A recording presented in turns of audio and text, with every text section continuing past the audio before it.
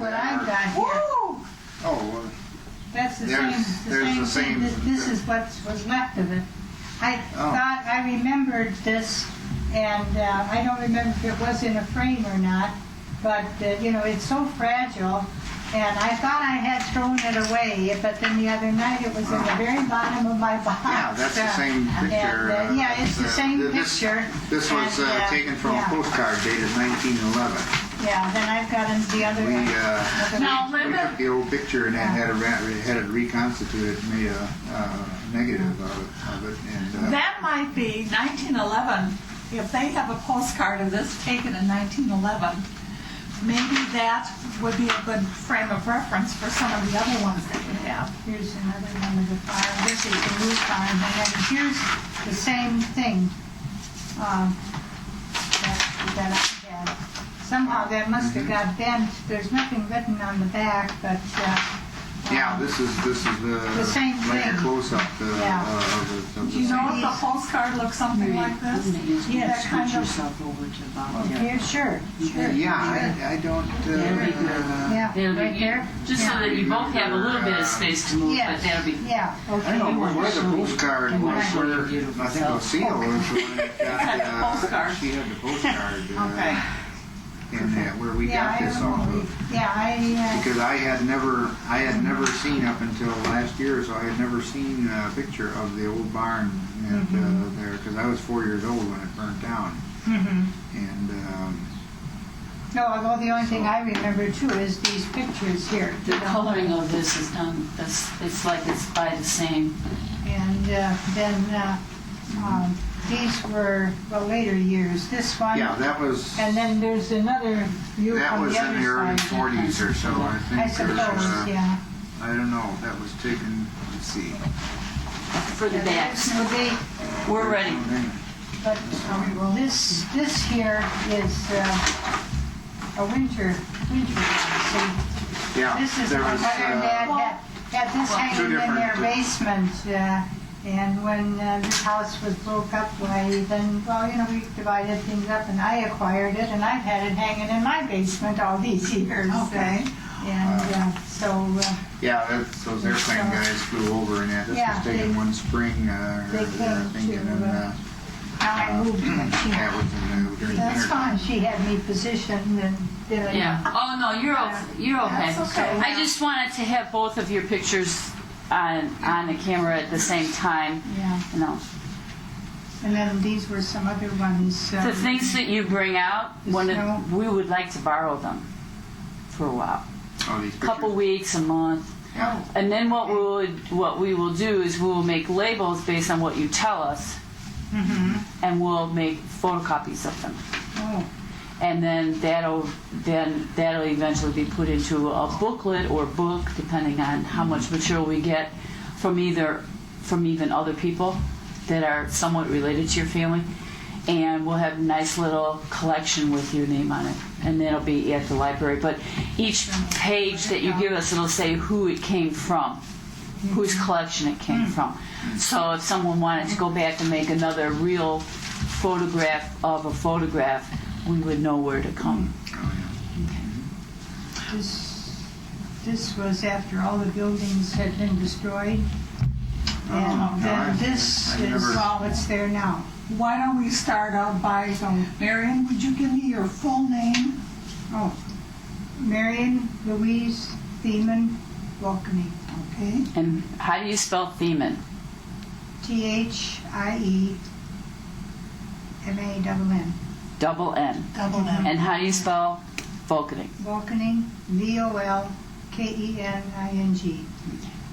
The real German pronunciation is Vulcany. Yes. But we say Vulcany. Right. And when were you born? February 27th, 1927. That's nice and easy to remember. Yes. Were you born at home or were you born in a hospital? No, I'm sure I was born at home. And- Because in those days they didn't go to the hospital. And the home at that time was located where? The farm home, At the corner of?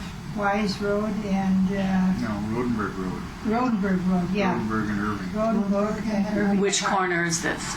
The Northeast. northeast corner. Mhm. And Don, would you give me your full name? Donald Arthur. And when were you born? October 23rd, 32. And That's all. okay. Yeah, I beat the doctor. I was going to say, that was the The year. doctor was stuck in the mud down the Yeah, road. that was the year when they paved Irving Park. 1932. And the doctor got stuck in the mud down by Hartman's, where Henry Hartman's farm used to be down there on the hill. Kind of on the That's hill what the going folks up. always said, yeah. Which in 1999 is across from the Schaumburg Airport. Right, Yeah. right, So that little hill going up. yeah. Mm-hmm. So you didn't want to wait for the doctor.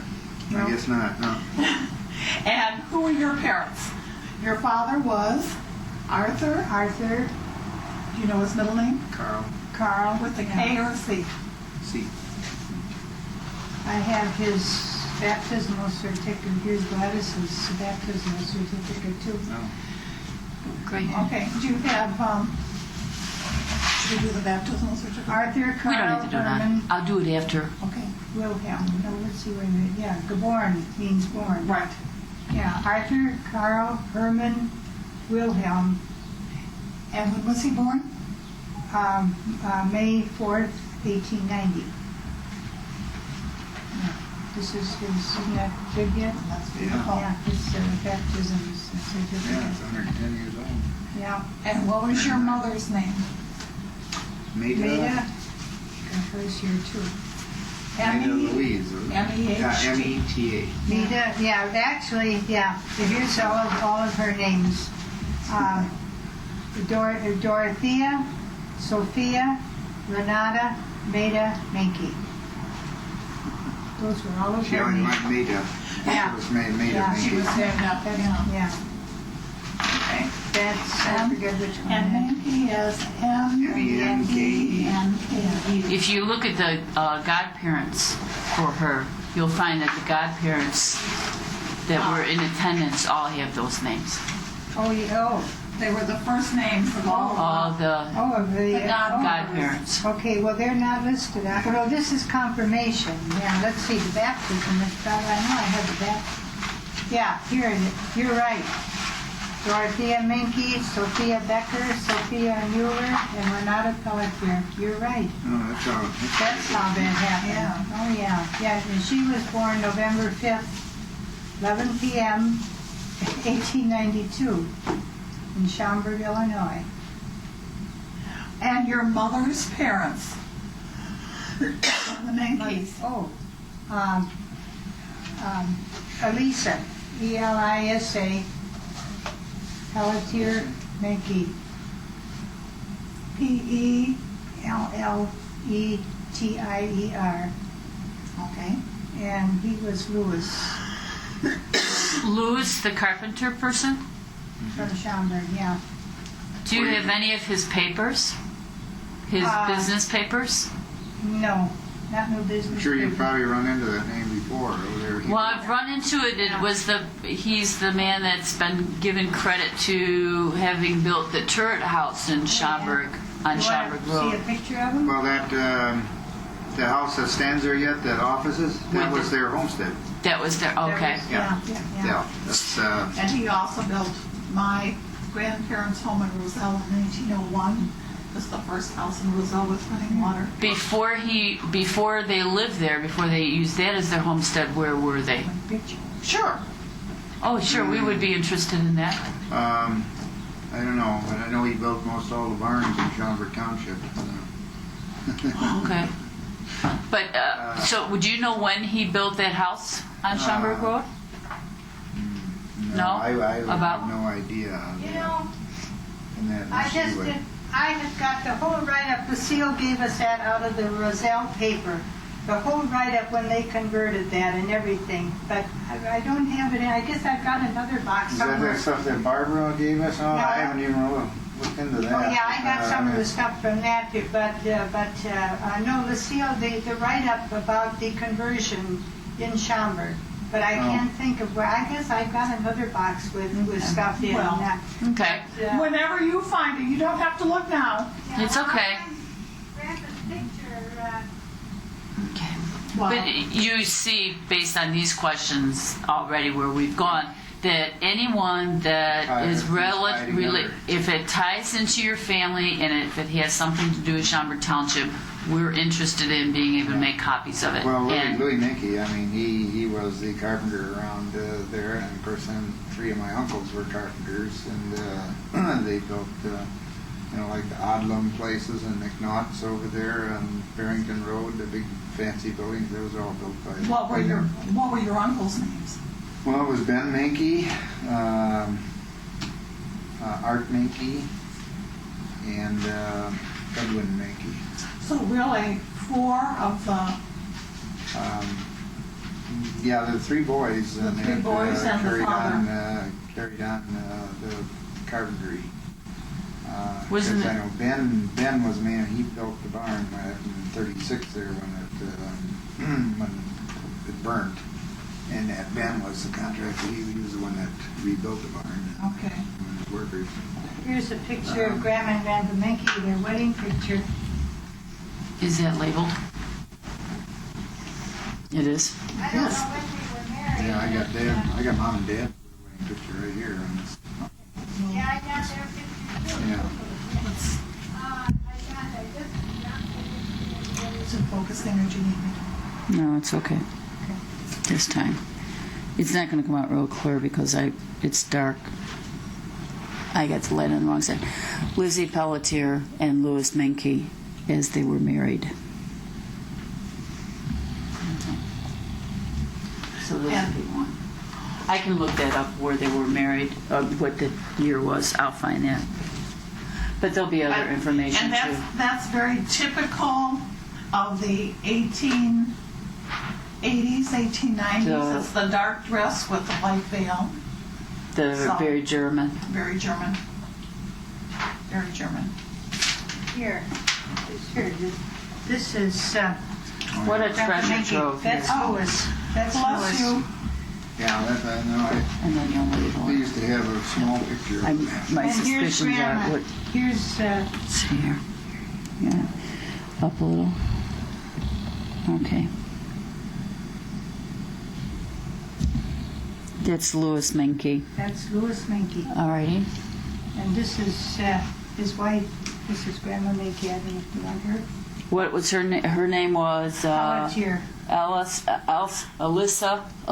Yeah, Pelletier. Pelletier. Mm-hmm. Over. Well, here I got her obituary here with the right spelling Okay. and everything. Wonderful. So he built Okay. a lot of the barns in Schaumburg? Many of them. Alright. Yeah, Are they he did. labeled? He built They a always lot. said in that he Yeah. built. Oh, but it says something like that. Grandma. Okay, I can... You'll do it. Okay. He was the man. He never went up on the scaffolding or up in the barn and that there. He did the cutting down below and that. He'd look up there and that. He'd look up there and that. Said cut a board and hand it up to him and they'd nail it in. Oh, really? That was always a saying. They said and that he didn't need a ruler. So I mean he could cut a board and that, hand it up to him and they put it in. So. But yeah, they said This is our mother as a young girl. I never knew him because I think he passed away when I was a year or 2 year old. Yeah, he passed away. Was it 33 or 34? Yeah, something like that. I was a year or 2 old. I never knew him. Yeah, I think I was around 10 years old when he died. That would make me 4. Well, 10, that would have been right about the fire time. That was before that. He must have been about 8 years Yeah, old. maybe Somewhere around around, that, yeah. I remember I had gotten a new orange winter coat, and the first time I wore it was to his funeral because it was a very snowy, cold day that day. So, It's wonderful. What about your father's parents? Arthur Thiemann. Fred and Louise. yeah, I got them here too. There you go. Also, well, here's Mother and Dad's wedding picture in case Okay, you well, wanted. You got, Let's Yeah. do Fred and Louise first. Yeah, here Barbara had given, oh yeah. I mean, Copies of that, Yeah, I think. I never went into that last night to Oh, see, but I'm sure yeah. you got the same thing I did. yeah, there, she but, did. Yes, here's Fred Thiemann, and this is his parents here. Oh, that would go back to, that would be the ones that came from Addison then, the original farmers. Probably the original. They were the original That's one. Fred Oh, Thiemann. you're gonna have to. Yeah. Okay, Fred Have you Thiemann. got enough light there? And these are Fred's parents, Oh, this is the picture. and they came from Addison.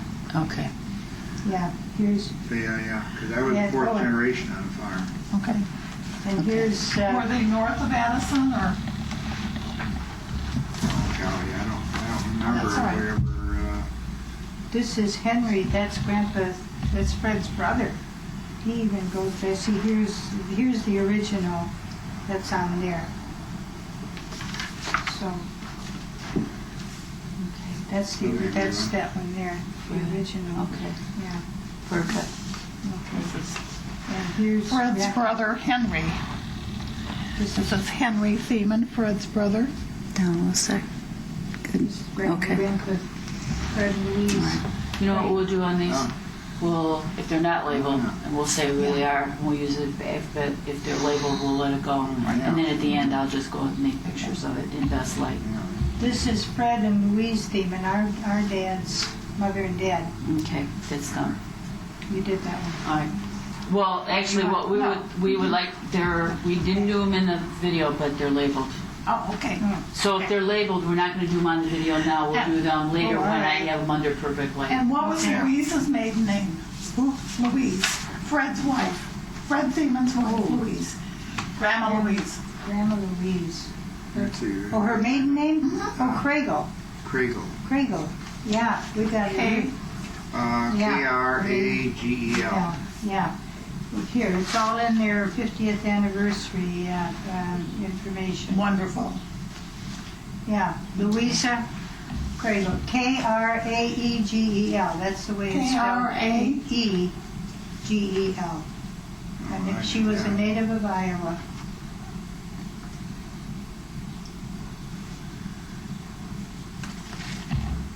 This was a good account. Oh, on the From- 50th. from their I haven't 50th wedding gone into anniversary. that yet. That would be a good thing for us to copy then. And I've got a picture here too. We were looking Well, down. we're certainly going to walk away with a whole lot more than what we walked in with. We can tell already. This one, Yeah. I was crying because I had just skinned my whole knee on that on Oh, the cistern yeah. there. Oh, you Had tripped a big on cistern there, huh? cover over there. I come running yeah. around in that, and I fell over it, and I skinned my knee, and I was crying after You that. were not, you Oh, were yeah, not this is happy. Mother and Dad's marriage No, you certificate. weren't. That was at the 50th, where they're Yeah, it's October Grandma 8th, and Grandpa's 50th. 1917. You were not Yeah. a happy child at no, all. not at that time, no. This is their marriage certificate. When they say Rodenburg as the city, exactly where are they talking about? Rodenburg and Irving Park. I think that's kind of funny that they actually listed That that was as a Rodenburg. city. Yeah, The church. yeah. The church So, anyhow. and parsonage. Oh, we're down. This is Gladys. This is our sister that died. That was, I got, here, Gladys and Lucille as little girls. Who did all your labeling on all of your pictures? I did that.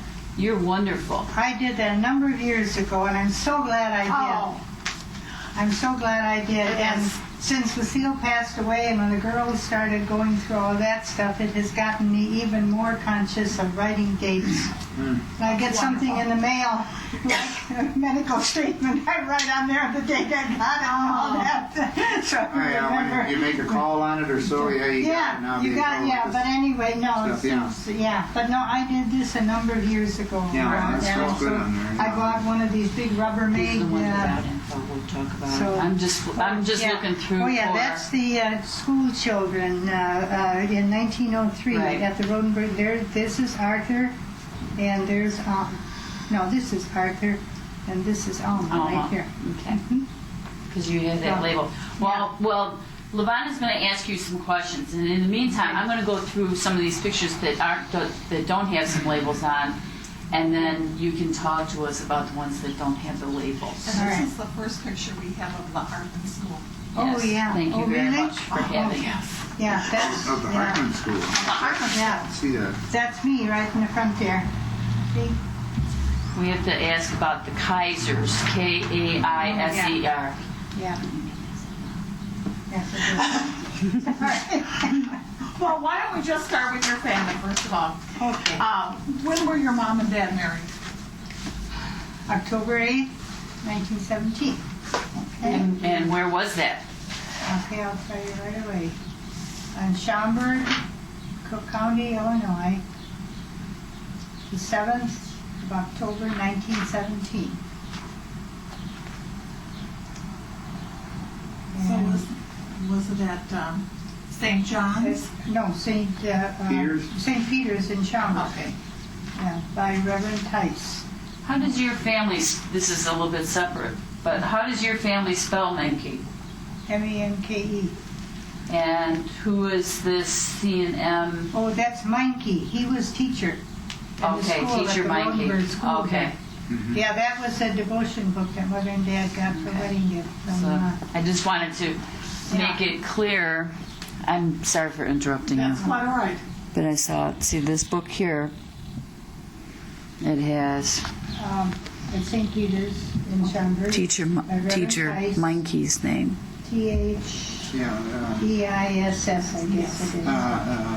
Yes, I had. Reverend Tice, yeah. Tice, yeah. Yeah, that's And you want their attendance? Who they then? No, that's not necessary. No, okay, No, because we'll make copies of that. yeah. Okay. And how many children did they have? I have 4. Yeah, And the first one born was? Gladys. And what year was she born? I got her certificate here, I can tell you. I think she was born in 1918, the year after they were married. Gladys Marie. Gladys Marie, born 12 December 1918. Rodenberg, Illinois. Okay. And the second born? Was the seal. Yeah.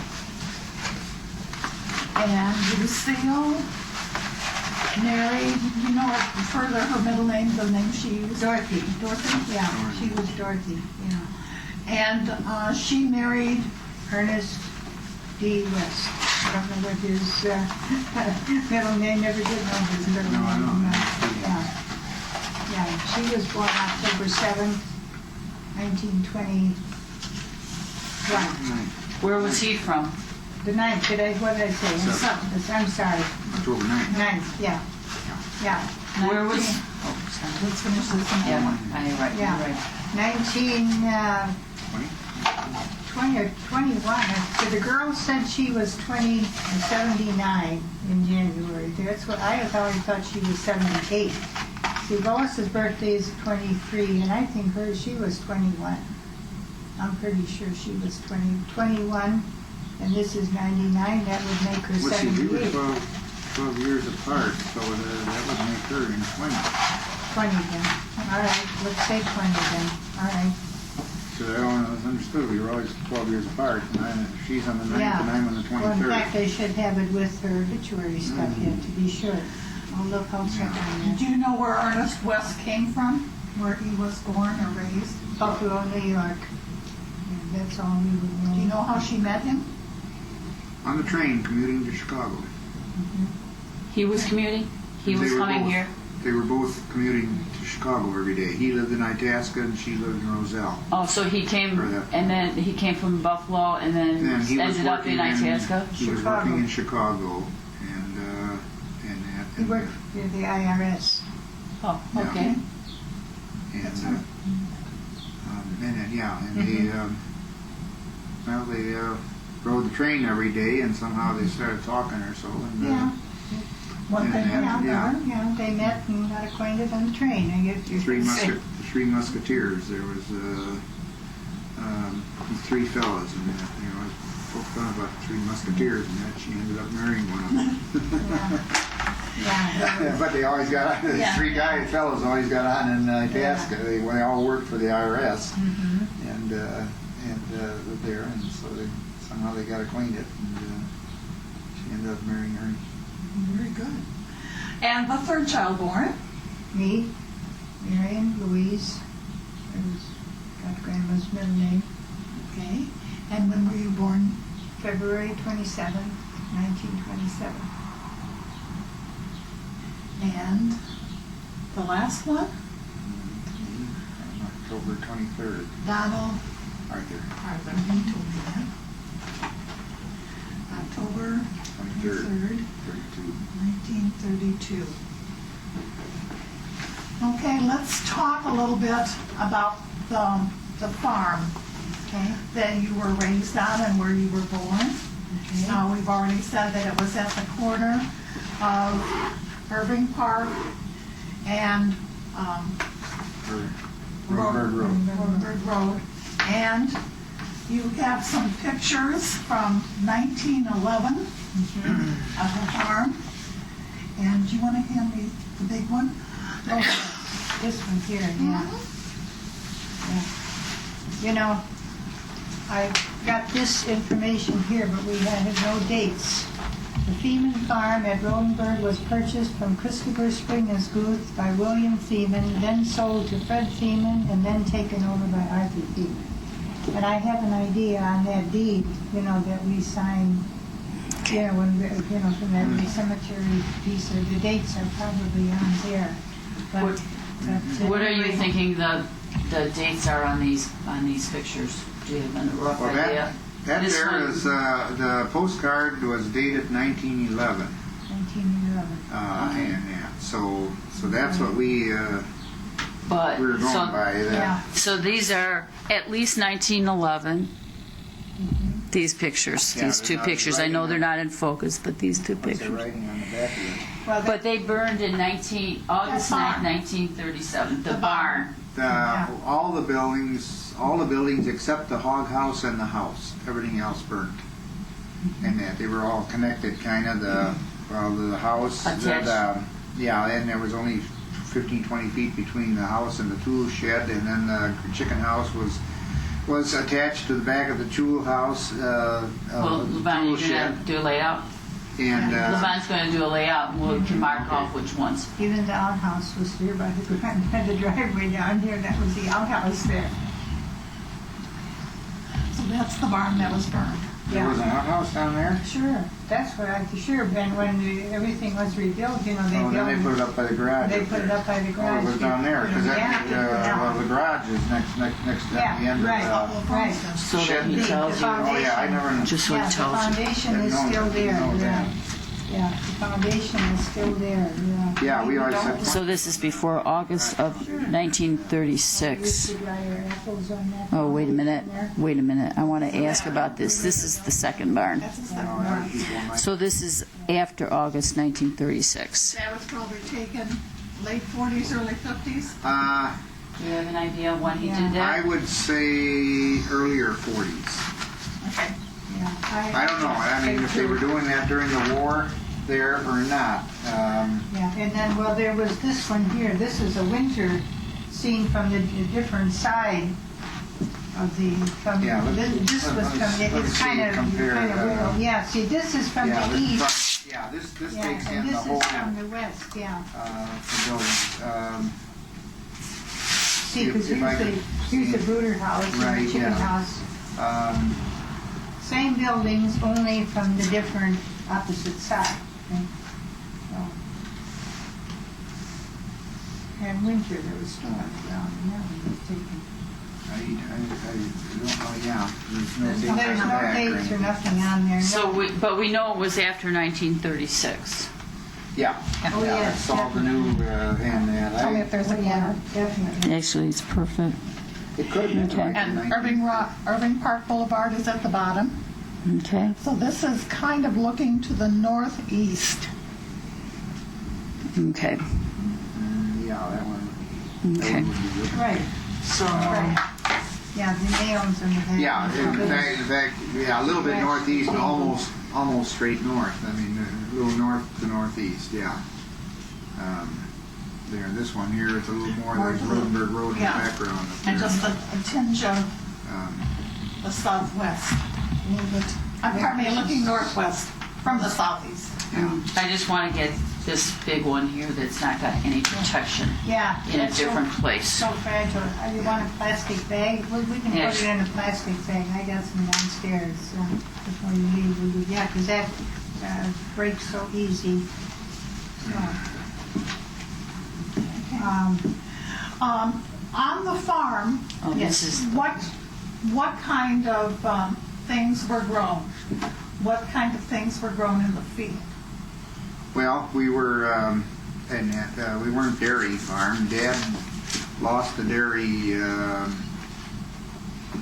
I was a baby when they got in there. about in the 1932, about the time I was born or so, when they come in with the cow testing, and he lost the herd then, and one of the neighbors up to the west in that, he was a trader in at the stockyards, and he said, Art, why don't you let me buy you some cattle, and you feed them out over the winter, and so he did, and Do you know the neighbor's name or the? oh golly, he lived up where, remember where Hills lived up there on the hill, those two red barns to the west of us there before Buchholz, there, that was a farm. Yeah, I can't remember it now. It's getting hard to recall those names, but anyway, he did it. When it comes to you, and it will come to you, write it down. Dad made out okay that year, and he liked it, and then he kept feeding feed cattle with there, and then we raised hogs and had chickens. Sold all the eggs on the farm. There, people would ride out, at least in the years that I remember in that there. Sold eggs every Sunday. Sunday was a busy day for selling eggs. Where would you sell them? Just on the side of the road? Well, Now, people would drive in. We had a sign that Uncle Ben made a big egg sign that said eggs on it, and they put a post out. Farmers there, Frost's and Hartman's, and they all Everybody had their sold chickens. eggs. They said people can drive out to Chicago, and some locals from Roselle, and in that they would drive out and get their eggs. We had our regular customers, and then if we had more than what we had, then the sign went out by the road, and there, and other people would stop in. You know, if one neighbor was out of them and ran out that day, they'd drive down the road and see a sign, they'd pull in and get some there. You know. So how would you give the eggs, if I was going to buy eggs from you, how would I buy them in a little box or? No, we bought egg cartons. Mm-hmm. We bought it by the case, and then we would pack them in there. We'd sort them in for size. And at the later years, when I got involved in everything there, then we actually had a scale, and we sorted them into 2 or 3 sizes. And the first years there, we never candled them there. The first years that I'm talking in my age there, but as after time there, then we started candling the eggs, and we would sort them into size. We'd have like the small, medium, or the usually medium, large, and extra large, and there. And of course, we always got a premium for eggs there when the farmers, the wholesale farmers, were getting like 32 cents a dozen for eggs. The big producers in that. I mean, we would normally get at that time from 45 up to 60 cents a dozen for eggs. Oh. I mean, so we would usually get around 50 cents a dozen, and that when they got scarcer or so, then the price would go up, and in it. But How many dozen eggs would you sell? What would you consider a good amount, let's say average amount? Now, busy Sunday. Sometimes they would drive. I remember driving. of course, the last years when after I grew up, the last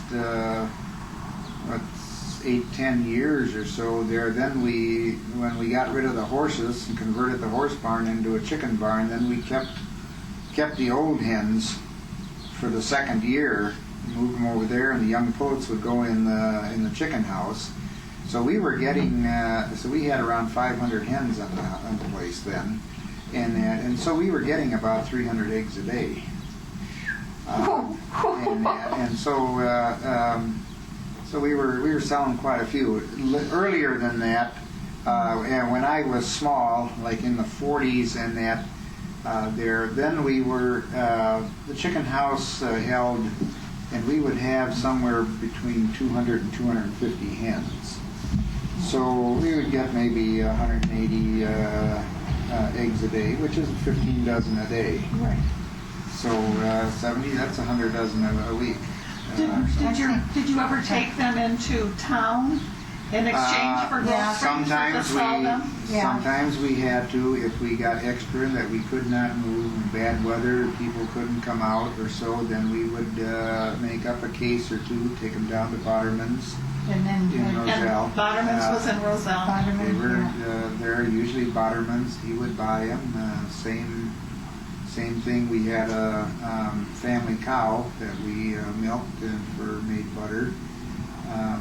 And then once a year we'd have a calf, and that we'd feed the calf for 2-3 months, or sometimes maybe 4 or 5 months, get them up real nice there, and then butcher it, and we'd keep half or so and sell half to Butterman's. Or sometimes we took into Leitner's in Elgin. That's what I was going to say, yeah. And Dad we used to, would, we had one of these layered containers for eggs. Was it cardboard or wood? It was wood. Like wood slats? It was wood slats, yeah. And it had a handle on the top, and he would bring it into Leitner's. And same way sometimes with chickens too. Chickens we would at the take time, in you know, when times or so, yeah, to, and that when we had extra, or like Yeah. sometimes the old stewing hens, the Yeah. old layers or so too. We'd take them in, and they would butcher them in there. And well, another thing there, we also mailed eggs too. We had a couple customers and that we mailed eggs to, and that was That I never knew. you were gone I from was home, gone Marie, from but home we then, had yeah. a metal case. We packed the eggs in there and give them to the mailman. And, Was it cardboard on the inside? Just yeah, like them? if I remember right, it was just like the cardboard liners, just about like a regular case, Okay. sort of in a metal case. And I forget, was it like 6 dozen? Something like that. But we had 1 or 2 of those, and we would mail the people their eggs. Yeah, we had a lot of steady customers that would come on Sundays, and of course, Yeah. talking about the egg cartons too, I mean, people brought the cartons back, which was nice too. So they Yeah. would recycle them. Recycle, Yeah, sure, we and, recycled yeah, we'd, way back already Yeah. too. no, we were always Yeah. glad to get the cartons back. Oh, yeah. Because that was always a penny or two a carton. Yeah. And They Sure, run yeah. into money, sure. So, that and this being in that business, in that the egg money is what we lived off of. That's we bought our living expenses off of that, our groceries and our clothing and stuff, and mostly because we fed cattle, and that was a check once a year. Okay. And I know your dad the same way, and then he fed cattle. The day you shipped those cattle, it was make or break. If you hit a good market or a bad market or so, that was the sleepless night always. same way with hogs too. And hogs, hogs you had a little bit more, and at there you had your fall and your spring crop, and you wouldn't ship the whole bunch at once. You would top off the larger ones, and maybe you'd only ship 10 or 12 or something, or a few, or if you had sows, maybe only 4 or 5 or so.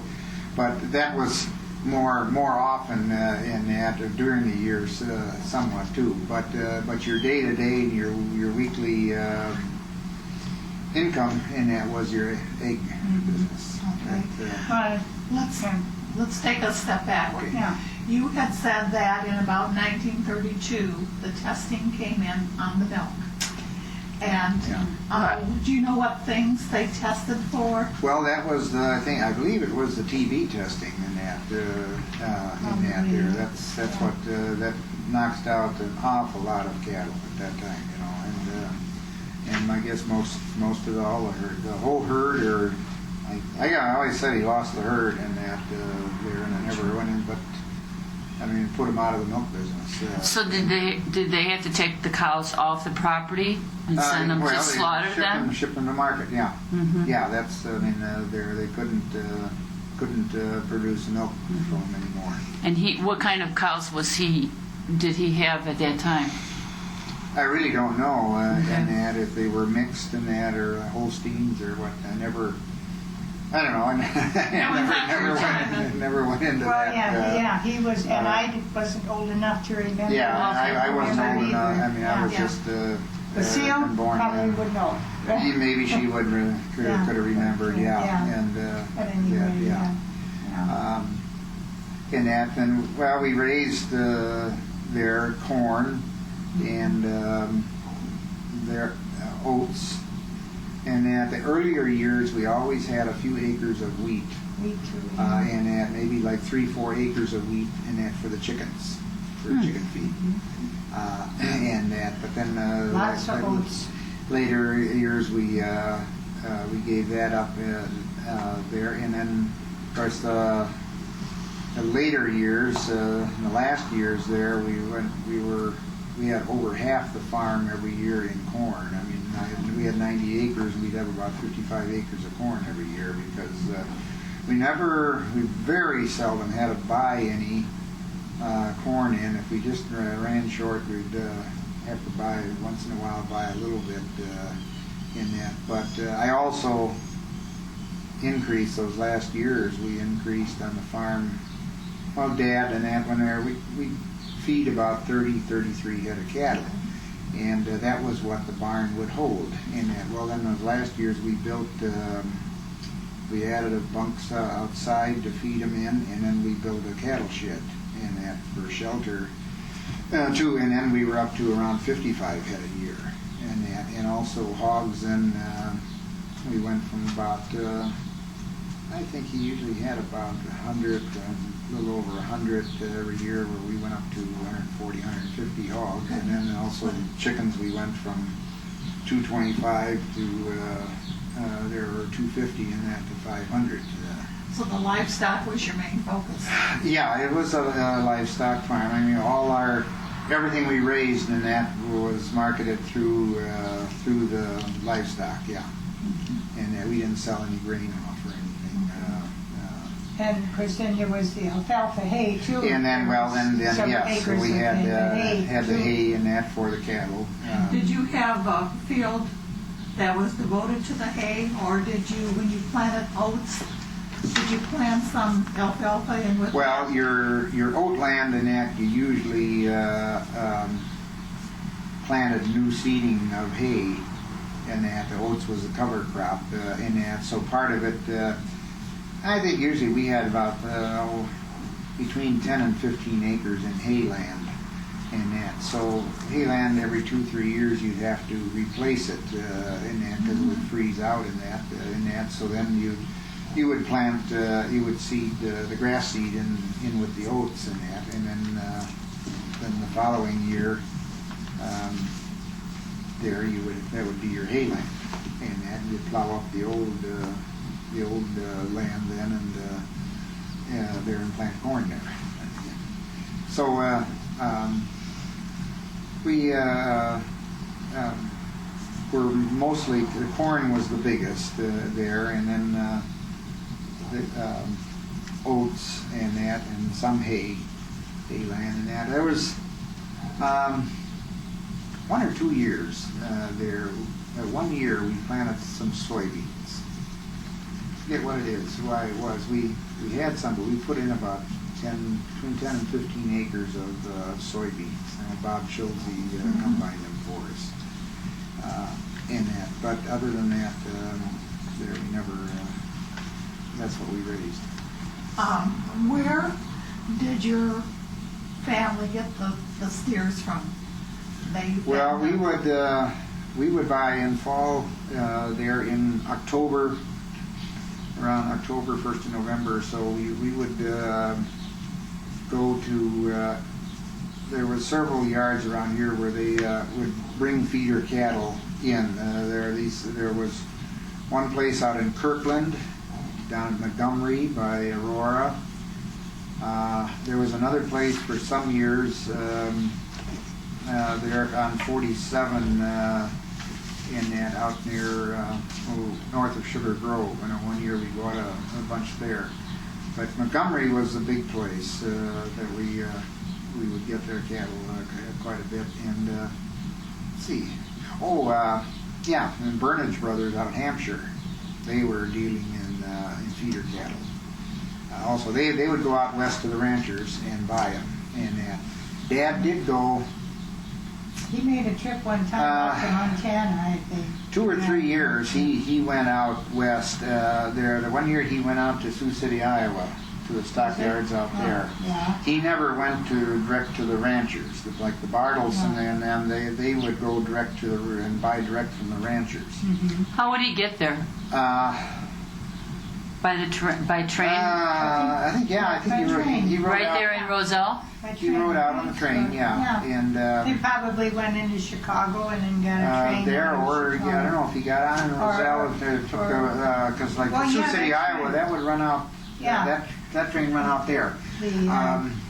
And then they would ship them in by rail there. And I think we had loaded them in Roselle there, and Walter Holt, our trucker, and he trucked them home. Well, did they have a pen or something in Roselle that different people could use? No, they brought them in, and they loaded them direct from the car to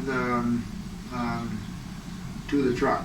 So you must have known that they were on that train. Somebody must have called and said. No, you would follow them, or you'd know in that they were going to be in around 10 o'clock there, so that night or so, and that, so that you would get there and get them off the train right away. Everything was scheduled, yeah. Yeah, they were scheduled. I think they did have if I remember, there was a pen of some kind in Roselle where I suppose maybe a few.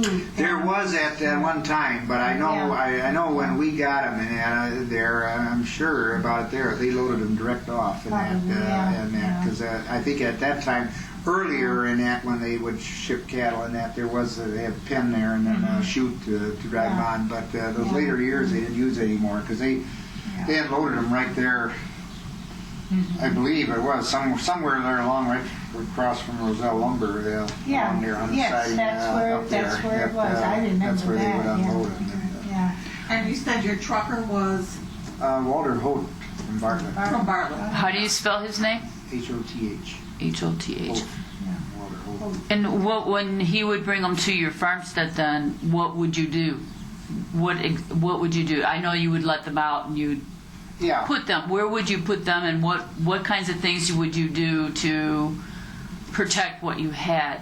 Well, you always had a watch at first, and then when you got new cattle in the first couple weeks for shipping sickness, what they called it actually was like they would get pneumonia or get colds, from riding on a rail. Because even if you bought them locally here, like from these dealers, I mean, they had shipped them by rail in from the west.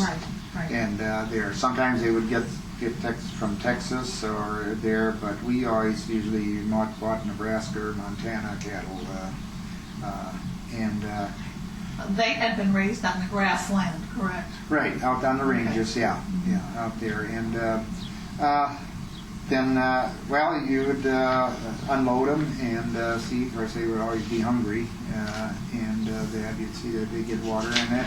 And you would watch them close. The first days there, then you just kind of feed them on hay and get them started, and you watch them. And of course, all the time that you were there, you always watched them and that, because you always seen that they all come to eat. And if one didn't come to eat, and that you were alert and that, to watch them and that there and that, because that was the first sign of sickness or something, And we did over the years, we lost some and that during the year, not always right away first, but sometimes later on during the winter or something. What vet would you use? What veterinarian? Oh golly, let's see, who was the vet's name? And we had a vet in Roselle. I don't remember the name either. Gee, I can't remember what his name was. How many cows would you get in one shipment? Could that Steers. steers? I'm sorry, steers. Cattle. We'll just say Well, cattle. In the earlier years in that, we'd get about 32, 33. Would that be one truckload, or would you have to make? No, in that, depending, back then, the first years in that, they had more of the straight trucks than that. They didn't have the big semis, and it was 2 or 3 loads in that. See, when you get them in fall, then you could always get more in the truck, because they were only about 700 pounds or so in that. And then when you shipped them, they'd be 1,200 pounds, and in that, then you ship them. Well, like in the semis, if I remember right, in the semis back then we could get about 16. I mean, about 16 was there. Because your semis were only one level, right? Not like they have today, where they're double deckers. No, they as were of they were today. just the Double deckers would be for pigs or sheep or. Oh, they did have them though. They okay. did have some double deckers for hogs and sheep and that, yeah. But for cattle, it was a single deck. In that, but then we just you watch them, and then we'd start them out on corn. Now we did different than a lot of them. We had no silo. Oh. And there, so we didn't have the silage and that. So we fed. Well, the earlier years when I was small, then we cut the corn with the binder, shocked it, and then wintertime and that, you'd keep getting it out of the field, and we would feed them the whole bundled corn. Okay, and that stalks. the bundled corn, had you removed the ears of corn, or No. were they in the bundles too? No, they were in the Okay. bundles. Yeah, we cut the corn when it was ripe and then shock it. When you say shock it, what do you mean? Put it up in Put it those- together in a the little shacks and that, haystack. Yeah. So the stacks, yeah. Teepee fashion. Yeah, Right, like right. people put around their houses for Right. Halloween time nowadays. And you put it in a big, Yeah. you put 25 or 30 bundles in a shack, and then a lot of times in the earlier years there, they had the corn shredder in that, and then they would let it get good and dry out in the field, and that, then they would bring it in and they would stack it behind the barn.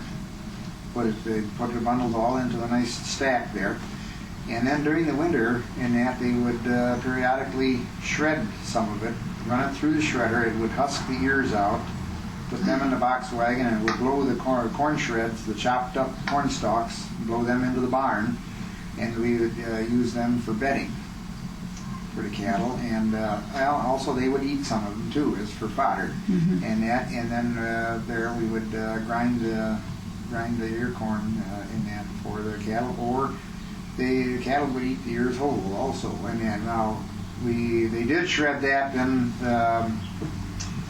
we didn't. Then we quit using the shredder more. We would feed the whole bundles, and then we'd put them in along, and the cattle would pick out the ears and eat the ears, and then they could gobble a whole ear and crunch up the ear and eat that.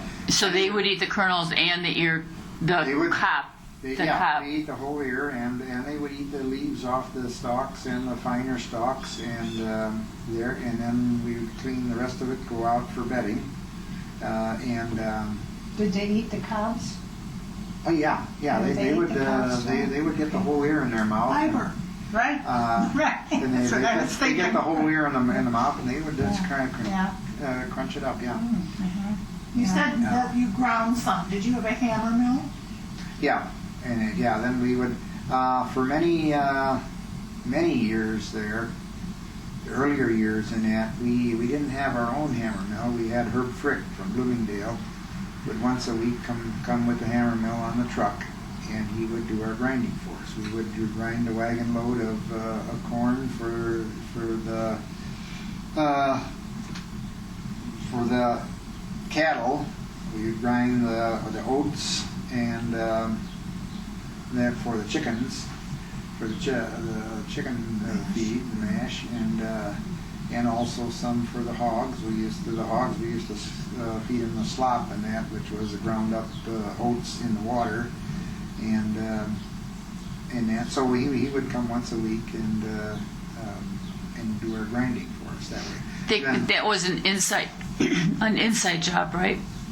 To do the grinding, he would work on the inside of one of the barns or a shed or something. He would pull up on the barn floor, and that just pull up in right by the granary there, and we would usually carry like the oats, and then we carry it out in bushel baskets, and we had the conveyor on the truck there, and dump it in, and they'd convey it in and grind it. It would come out, they'd sack it in the bags, and that there. Well, at first, they had a bag at all in that, but then they started getting auger on it, or so he could either bag it or like auger it onto a wagon. And you called this a hammer mill? Yeah, that was your hammer mill, your grinder. So what did it do? It just hit it as opposed to grinding it. Yeah. Well, a hammer mill is, and yeah, it was a round cylinder like that, and it had swinging hammers on it. They were pieces of metal, and that there, and you would put then underneath you would put different size screens in there for how fine you wanted it ground. Okay. Like the ear corn, you'd put about an inch screen in, okay, and it would grind it up, leave it like crumbled some in that. But if you wanted it real floury like or so, you'd put a small screen in, and then that's how you regulated your fineness in that. Okay. Did you add any supplements? For the cattle, then you always bought your protein supplements in that, and you added that into the feed in that according to the mixture, whatever it called for. In that, yeah. Now you said he came once a week. Yeah. He'd come, and how long would he stay and do this? Well, how long could this take? Depends on take? how much you had to do, but it would take. It'd take a good hour, hour to. So you really were just doing what you needed to support the next week's worth of eating. Yeah, we went from 1 week to another. Okay. Yeah, and you couldn't, like, a lot of times the corn would be high in moisture. You know, like we had an early frost, and it wouldn't keep, and especially in spring, there if you ground it. In that there, then you had it on the box wagon or so there. Get mildew. It would start heating, and that by the 4th, 5th day, it'd start getting hot, and of course then it'd start molding or so. There too, you had to take it. Well, if the wagon get down, you'd have to shovel it apart or so and spread it out and that. So otherwise, it would start heating and molding and that, and the cattle wouldn't eat it. It wouldn't be good for them. So you couldn't grind too far ahead, you know. So once a week would be about the limit that you could. But he had his regular schedules, you know. That every week he went around to the farms and. What was his name again? Herbert Frick. Frick. Okay. So that was the way. Then we got our own hammer mill the last years there, and there we could do it as we wanted to do it, when we wanted to do it. You had more control over it yourself. Yeah, you could do. Probably these hammer mills were the gunny sacks and all that came into being years ago, right? We had. You had to bag things. Sure. So. Yeah, sure. That's what makes we them ground corn antiques. cobs for litter for the chicken house and there, and we'd. Yeah. Years and somebody was shelling corn around the neighborhood or somewhere around, you needed some, you'd pull the wagon over there and get a load of the corn cows, because corn cows made the best litter in the chicken house, and they would last in there for several weeks. Very absorbent. Yeah. Mm-hmm. Yeah. What would happen if, let's say, you just got a new shipment of cattle in and one of them went down and died? What would you do with the carcass? Well, you call the rendering man. Let's see. Kampmeyer. And you know he where? lived, he lived over by, what's the crossroad railroad, just east of town here, where the EJ&E crosses? Spalding. He lived somewhere over near Spalding over here, but he was the dead animal man. He went around and picked up the dead animals. And then when you had hogs or something would die, and then he would come and the last years it got to be in the 60s there it got to be hard because he was getting older, and I think he went out of business then and that. And the last years you couldn't find nobody hardly to dispose of. I know we lost some hogs in that, and I dug a hole back there. You had to dig quite a hole for you to get a 200-pound hog in that. And then there was a lot of digging. And then you have to move it. Yeah. And you get a bigger hog in that way. Chicken wouldn't be. That wasn't much to put that away, but. And that, so, but that's what you would do, and they would take them to the rendering plant, and they make soap, and What kind of tasks did you have to do on a normal day in taking care of the cattle, the pigs, and the chickens? What kind of routine did you have? Twice a day, you would feed them. Well, you get there, you get first of all, in the troughs, feeding the way our setup was there, you would clean up any residue of hay that there was there, if it was good yet or so, you'd keep it, and most of the time just a little bit, you'd put it over into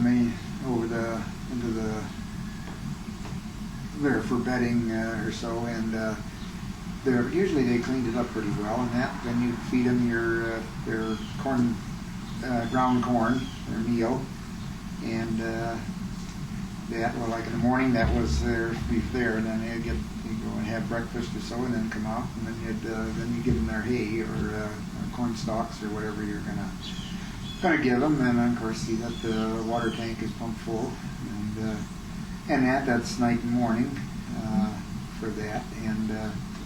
There, the hogs, and that, well, in the early years, until I got more modern, and that, so we never had running water out around our outbuildings. We had a dug well there, and we never put in a water system in that. So, the early years, we carried the water, 2 5-gallon pails, and at the slop, we'd have it in the milk house there by the barn. We'd have the barrel, soak it in the morning, and then we carry like maybe 6, 8 5-gallon pails over it and pop the hogs. So there was ground oats. Anything else? It was the ground oats and some protein. This wouldn't show it, would it? No, the aerial view is what. There's the milk house. Yeah. That's a beautiful milk house. That's where the well was, and the water was so good from there. Yeah, see, they built it the same way because the tank was there. When they built a new one, the tank was there, and so it was built. Wait a second. Where is that? I'm going to put it in. Actually, if you put it up just like this and kind of talk, if you just talk like that, that'll show us, and that'll show enough. Okay, well, the milk house here is where the water supply was, and there was an overflow pipe that went into the northeast corner of the barn for the cattle. That filled that for the cattle, and then for the hogs we carried the water over to the hog house back here, and that we would carry water to the chicken house here. If we had young chicks, then we'd take a pail or a couple, well, be 3-4 pails a day out to the young chicks out here. And then also we had hogs in what before the fire was the chicken house behind the shed here. There we had hogs there, so you had to carry water over there. The later years I got the tanks there, and I had a pump there. They were like 100-gallon tanks, and in that I had well, it was actually my sprayer pump for my on the tractor sprayer where I sprayed weeds with and that, but I put it on the power takeoff of the tractor, back it up to the tank there and that, and run a hose to the hog house there, and start up the tractor and let it run and fill the tanks. And of course we had more hogs too, but that saved a lot of lugging. And that would last for how long? A week? 2 weeks? A week? No, a day and a half. To 100 2 days. gallon tanks? You get 50. We're talking over 100 hogs. Well, you're talking 50, maybe 50, 60 hogs. Okay. And that, so there. In fact, sometimes you did it twice a day in hot weather, and that. So that's there. So then there. Well, chickens. I mean, there you had to go. You water. See that they had to water, and then there, and put feed in the feeders. Noon and night collect eggs there, and then also feed at night again. That's where we girls got involved in some of those duties. Okay, and what did you do then with the chickens and the eggs? Well, yes. Well, I remember so well when we used to get the baby chicks in the spring, and all those fuzzy little chickens, and they were out here in the house here, Brooder house, in the brooder yeah. house, you know, and we'd go out, and of course we had the quart jars of water with that turned little tray that the water, you know, went fountain, with yeah. the little fountain. It made a little fountain. Yeah, but I mean that's what I helped a lot of times, Dad or Mother, either one, and we'd fill the water glasses. And we had these long little feeders where we put the mash in, and that's what we did when they were little. But then when they were bigger, it was our job to go and what we called hunting the eggs. And of course that was, sometimes we didn't care too much to do that because some of those hens were a little feisty. You know, you'd stick your hand and you want to go after the eggs, especially when they were big. And we hunted the eggs, and then we'd bring them in, and if some of them were a little soiled, you know, where we would wash the eggs, and that's the kind of things that we girls.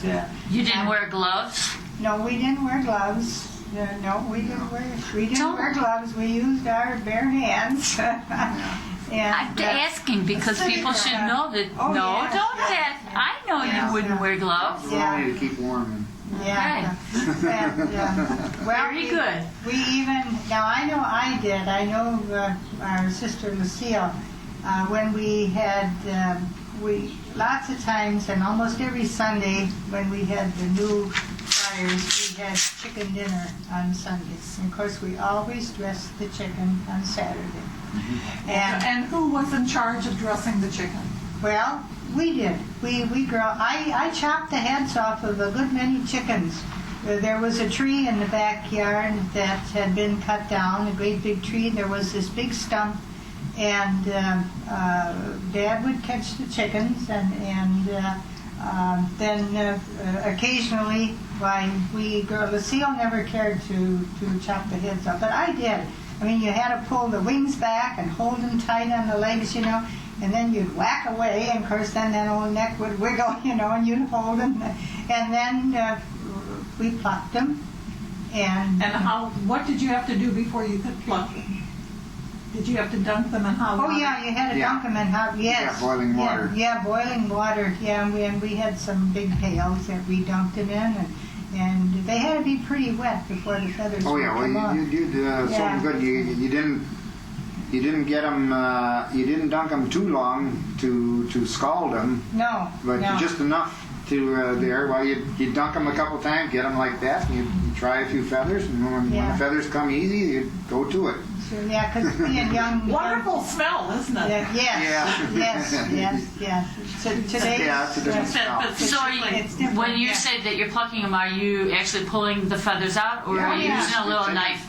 Oh no, nothing hard, and not like a scraper, like going in you use a as hog. you get Without 'em- gloves. Without gloves, right? you get it off like that, and then you just wipe and that and the pin feathers and stuff that come off. Yeah. What about the pin feathers? Could you get them all out? Oh yeah, we pick them out with our Yeah, fingers. hopefully there wasn't too many no. in there. They They were weren't feathered too out bad. enough, and that but Yeah. you'd have If you some, missed but- it, did somebody say something about it at dinner? Oh no. Okay. No, we were pretty careful, and we got most of them. But No, then- we cleaned them off good. Yeah. Mother always did the dressing. We never did drawing or Yeah, anything like that. She always She cleaned did that. them then, Yeah, she took over then. But that was our girls' duty with the and chickens. brought my wife out there, and then we always we got married and that, and well, we'd raise a bunch of them and that, and sometimes we'd butcher 15, 20, 25 of them at a time or so, and that. She got in first time on that. She had never cleaned chickens before and that, but she got right into it. She got indoctrinated real good. Yeah.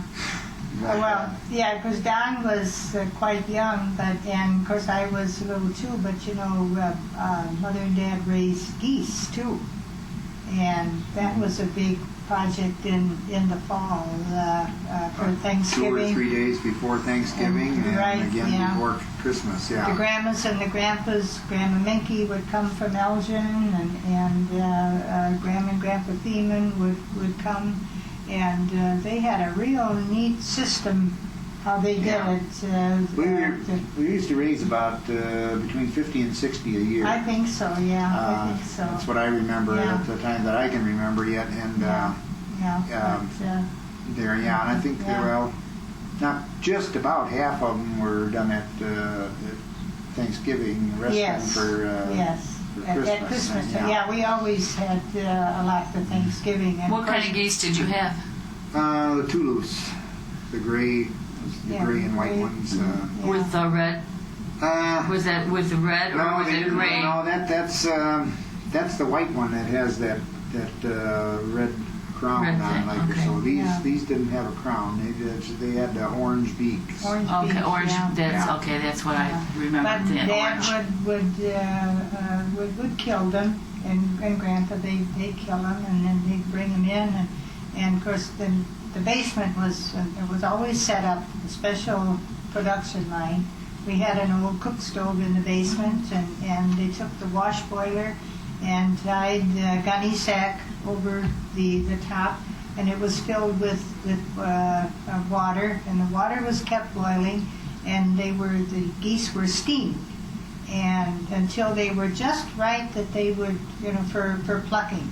And so then the grandmas and mother, they sat with their long aprons, and they put the goose on their lap, and they picked the long feathers and then the down.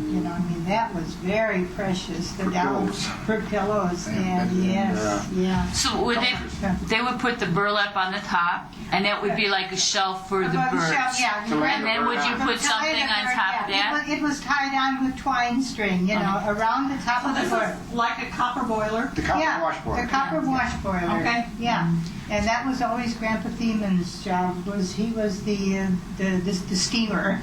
But then would something go on top of the bird? No, he just. It was just enough steam was coming out of it They that have the did water it. boiling, and Yeah, and he would turn it, according to Keep turning it, and, what was required. So you could do a couple at a time, maybe No. two at a time. More? No, it was just one at a time. One at a time. One at a time. So yeah. he would do it long ways. Right. So Yeah. he Yeah. just okay. Yeah, Yeah, it because was they were big, one big goose would geese. just Yeah. fit on Fit, the water. okay. And, So then they were all plucked, and then they got their bath. Mother would give them all a soap and water bath, and then they were drawn. And she did the drawing, and hopefully always when they did this, it was cold weather, because then what they did, they tied a piece of twine string around the neck, and outside we had this, outside the house we had this building, what we call the smokehouse, because when we butchered hogs, that's where they smoked the ham sausage. And Dad had put a whole bunch of nails in along on there, And then the geese were hung out on there to chill because that was before the days of Just a little refrigeration. of it. Did it show on Right the there. picture? So, The smokehouse. no, because it was behind the house here. Okay. Well, let's see. Yeah, That- just a little bit here. Unless it shows a little bit on there. You can't see the shadow of it shows there. No, well, here's the corner of it, Yeah, right, the right corner. here. The corner shows Yeah, here. This is the corner, It was on the- right here. It's Yeah, just right on the north side of the house, right Yeah. in the middle of the house, and then the north side. yeah, and that was Here's the shadow of it right here, right there. The smokehouse. But then, I mean, they would freeze, you know, if it was freezing, they would freeze, and of course it was Show them up. down real fast. Yeah, I would say so. Show them real good. Yeah, yeah. So did you And- sell these Oh, then? yeah, people had placed their orders. People had from placed their Roselle orders. had placed their orders. Yeah. We had a lot of nice, I wish we had some pictures of that, but you know, You can years ago see you didn't take pictures. A little bit of it here, right here at the end of the roof line. So anyway, that was a big project. Did you Yeah. have That's ducks? the smokehouse. No, No ducks. they were too messy. Yeah. Turkeys? No, No. No, no, no. just the chickens Just the and chickens the and the geese. Yeah, one time, Did you do one for yourself, a goose for yourself? Oh, yes, oh, yes. that was always You know, Christmas dinner. that's one thing that I remember so well. You know, we hear so much about the Depression years, and of course, I was only little. I was only 5, 6 years old. You know, in the early 30s, because I was born in 27, and I never knew that there was a depression because we always were gifted with so many things on the farm. We had plenty to eat. We always had our fowl and things from the garden, you know, and we had our own butter and eggs and all that stuff that we never knew that it was a depression. So I always say I never suffered through the depression. And That's one of the advantages of being raised on a farm. yes, Yeah. that's right. And we were That's small. We didn't have any financial worries and that. Right. No, You know, that's we- true. Right, yeah. Yeah. Where did you get your clothes? We came to Elgin to do our shopping. Yeah. Yeah. well, Back in those days, the stores were open on Saturday nights. We would come in shopping lots of times, and lots of times we'd come during the day too, depending upon you know what we had to do. Rainy day. Yeah, yeah. But well, we always came to Elgin and shopped. Did your parents ever do catalog shopping? Yeah, we did some of that.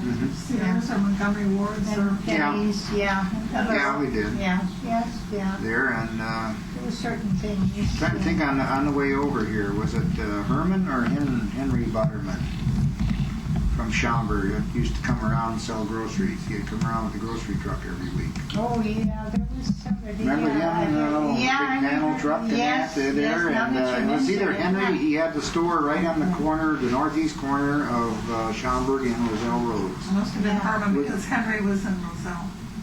Yeah, Henry was that. It was Herman. I Yeah. thought it was, but In the bank building. in the bank building there on the northeast Yeah. corner in the old bank building. Yeah, and Yeah. he come around that's and right. peddled all the dry goods Yeah. and that every week and that. And Mom Yeah. used to buy a lot of stuff from yeah. there because Yeah. she never went grocery shopping. Oh, she didn't? Dad did all the shopping. Yeah, now that you mention She would make it, out the yeah, list. She would make out the yeah, list and that, yeah. and he would go to town and do She shopping. wouldn't leave the farm? Oh, Church, maybe. no, you know, it was just that she didn't want to leave and go. I just that it. I don't know what I guess he. I mean, he was just a good shopper, I guess. Yeah, he knew And the of course- prices and he knew and what he Yeah. wanted to buy. I mean, she made out a Yeah. list what she needed, and Yeah, and she sometimes always, she didn't get it because it cost too much. It was too expensive that week or something. Yeah. I think once in a while. She's just like I am today. Even if I see something I know in another store, it would be a little cheaper, so I'll wait till I go there. But Dad, he was always kind of price conscious. Yes, he was.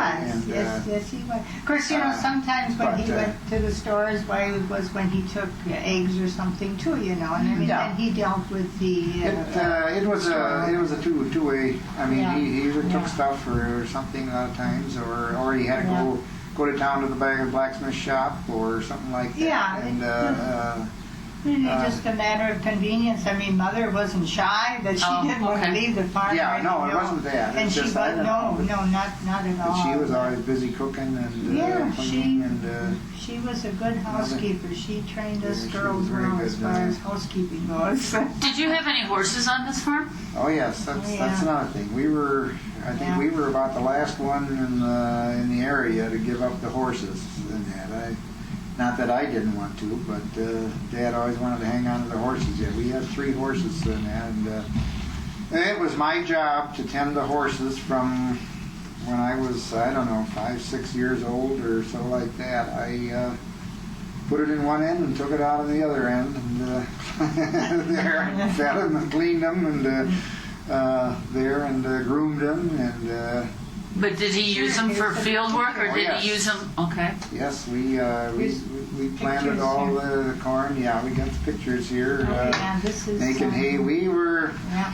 Dad was one of the last holdouts. He was one of the first in the area to have a row crop tractor that he could cultivate corn with. That's with the narrow wheels in the front. You know, they had the old big 4-wheel drive, but he had that. He bought that in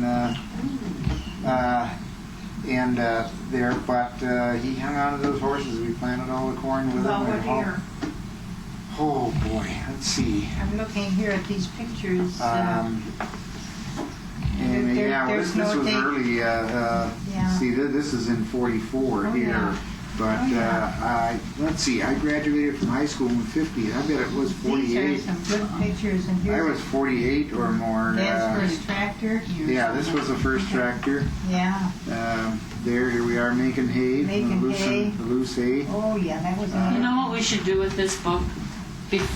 We won't take it this time, but maybe you could go through and write on the bottom of the picture, or Yeah. write on a piece of paper. We have just written. there. We have written here. You have it's it not on in, us? Okay, Talk it's about in the white. cattle here. Okay. not Yeah. a lot in that. I mean, here's the cattle. The cabin. In the yard. You see, that was the pig house. Yeah, that's the hog house Yeah. over there.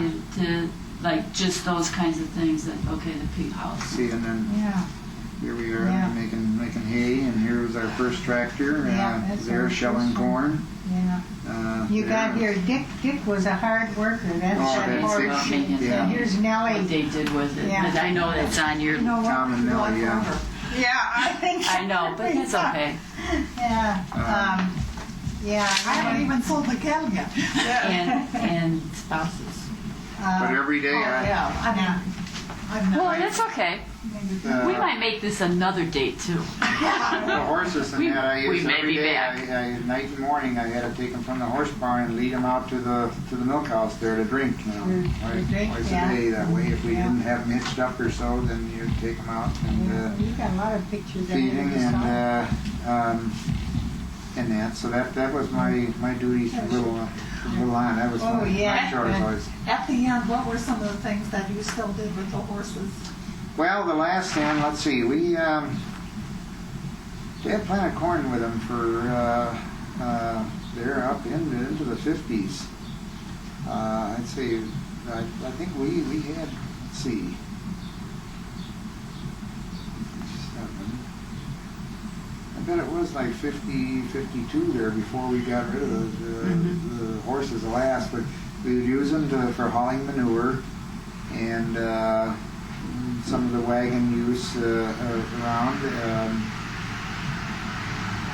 They would stay on the farm though. You wouldn't take Oh, yeah. them off the farm. Yeah, no, they were right there, and And we're talking about like a medium-sized draft horse. they were the big Belgian sorrel. okay. Yeah, they were pretty the horses. The full-grown Belgian. They were a good, big, stocky workhorse. Not bigger than the riding horses. Did you raise them from young animals, or did you we buy raised them? several of them in that. We have this. I got a picture here of Nellie in that. We raised. Well, what I can remember, the times that I can remember, we raised 2 or 3. Yeah, we Yeah, broke we did them. have some little ponies now that you mentioned it. Yeah. Yeah, this Dick Yeah. here, we raised him in that, and then we had another little Tom, and there that we raised in that. This horse, Oh, yeah, then- this horse here, he was a worker. And we're talking, No what was horse. his name?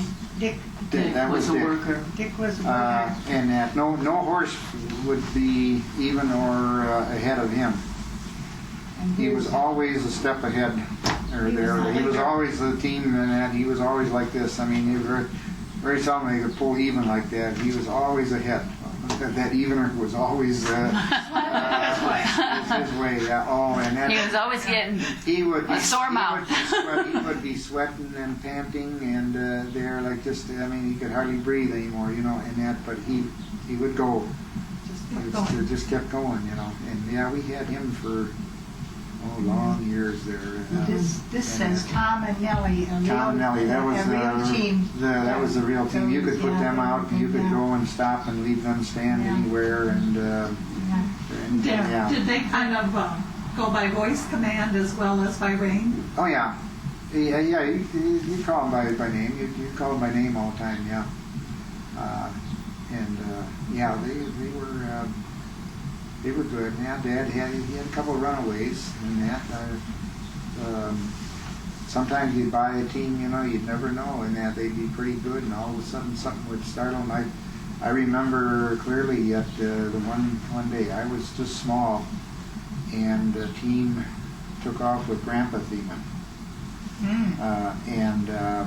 Well, Dad and Grandpa, they were, I don't know what it was, they were going out to get a load of corn or something, and for some reason they took off, and I remember Grandpa fell off the wagon, Oh yeah.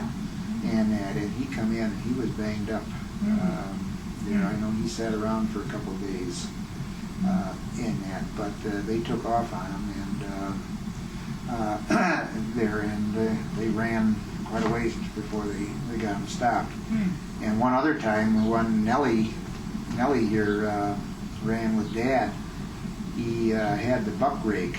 That was one of these hay rakes, and that with the tines down like this, and then they'd go and get it full, and that, and then raise it up, and then dump there. And she was cleaning up, and he got on the side of the hill with her, and we didn't have.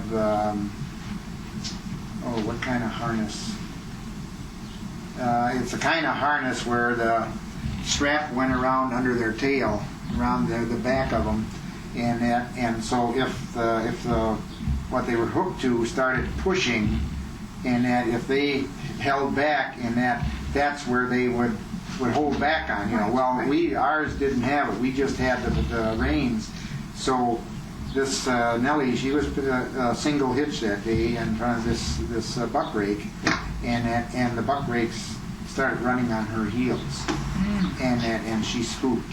Yeah. And of course, here's Dad sitting on this little seat, and that with all these tines right behind him. If he went down this way, he would be caught in the rake, and he was scared. And I remember it was just a little ways behind the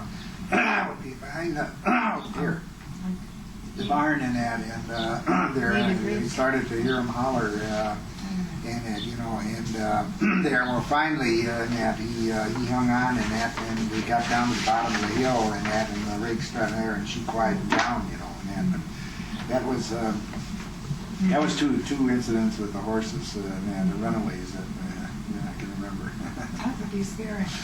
You know, if I might just interject, as we were talking about the hay and us girls' involvement, and when it came to making the hay, we were the ones, because they used to take it up into the hayloft with the fork, you know, off of the wagon. We'd go out.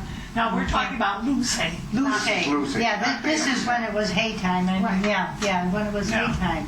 And then they would go out and Grandpa was usually there too, bring the hay in, and then Lucille and I would always have to drive Fanny from the barn. That was the horse. Fanny was that was Grandpa's horse. Grandpa's old black horse. That was Grandpa's. That was his buggy horse. Yeah. And we would have to drive Fanny to till the hay tripped, and then the hay would go down the rack in the barn. That's where another one of us girls' duties as far as getting involved. Yeah, with the, and when I got older, I did that too. And yeah, that's what you did, yeah. Well, yeah, after the And as I got older, big enough, and I got on the hay there, and I would stick the fork yeah. too, and that Dad would be up in the mow spreading it, and that, or so. When I got big enough, and I would stick the fork and stuff, and then tell them to go ahead and. And on the track, could you get to the left or to the right? That was set. Well, you would set that you would climb up and you'd put the pulley on either end of the barn, and then you turn the carriage and turn it there, and then when it gets up to the top, it would click and go down, and when you got to where you wanted, you pulled the trip rope and dropped it. Yeah. Can I go back to the cattle for a minute? Sure. Because we started with all the other Yeah, things. no, It was wonderful, but I'd just like to conclude with the cattle and get that wrapped up. So you bought the cattle in, let's say, October, and you fed them a lot of corn and some supplements over the winter, and when they were fattened up to about 1,100 pounds, they were ready to ship. Right. Where did you ship them to? Who trucked them?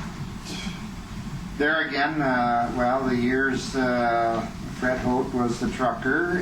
There in the later years, Schramm Brothers did our trucking for us. And where were Schramm Brothers out? They were out of Elgin. They lived on Shoe Road, didn't they? Yeah, at first, and that they lived in that. Then they were there. Well, then let's see, Howie and what was his brother's name? His brother lived in the house right there in front of Elgin Country Club. That's the later years, and that lived there.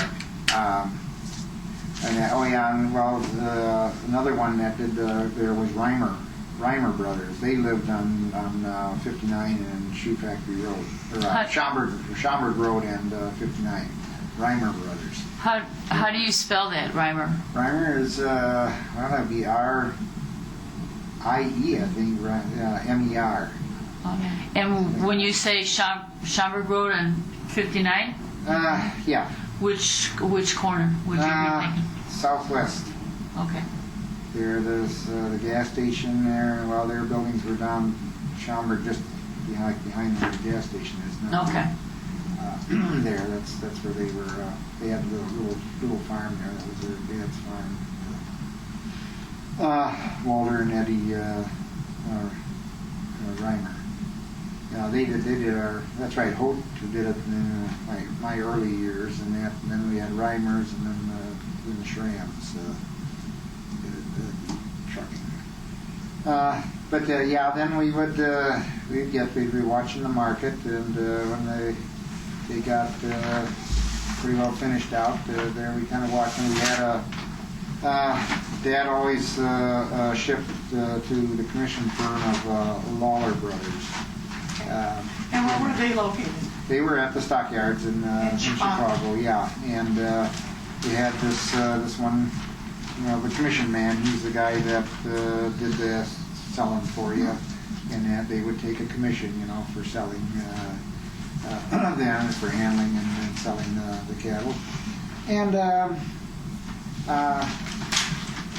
so when we'd watch the market, well, a lot of times the commission man, he would come out and look at the cattle. Dad would call him and says, "Hey, they're about ready. I think they're about ready to go. Come on out." He would come out and and he would look at the cattle.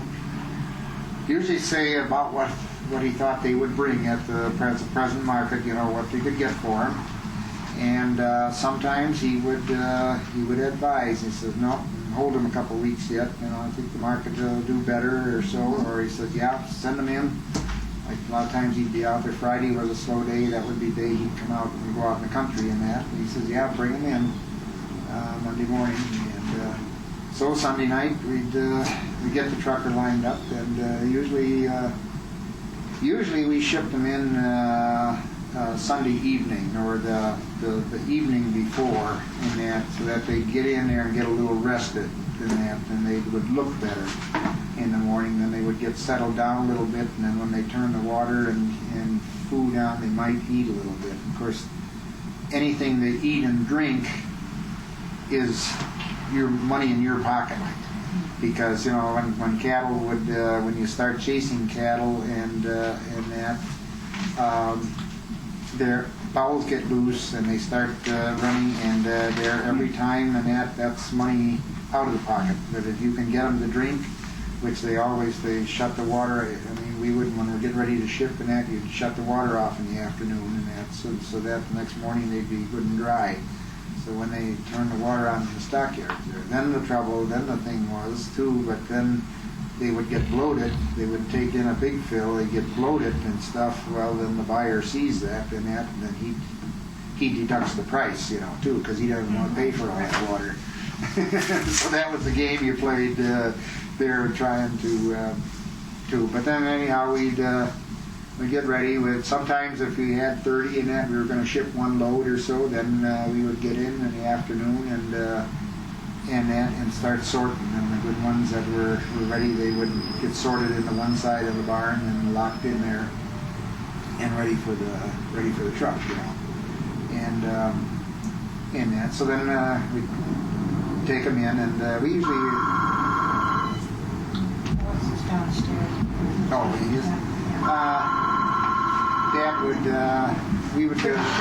He'd go in to see him sold, and go in and see what the market for the day, and so we'd go take a ride in and see him sold, and that, and usually follow him to a scale and kind of say goodbye. You get attached to them after 6, 7 months every day, and petting them, and Naming them? yeah, once in a while you had a couple favorites or so, and that, and then ours were always one of the top quality. We always fed real good quality, and most all the time they always went to New York for the New York market, which was the fancier market, because they were usually always prime cattle.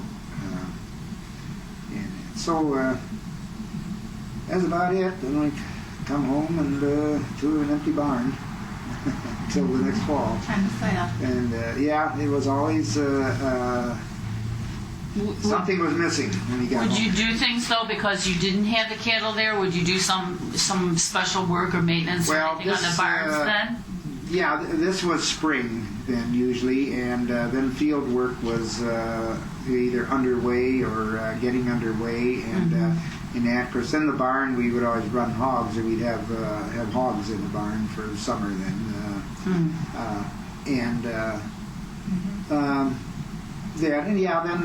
before fall, if there was any fixing in there or so before fall, before we got cattle again, there you'd do repairs and whatever you're going to do.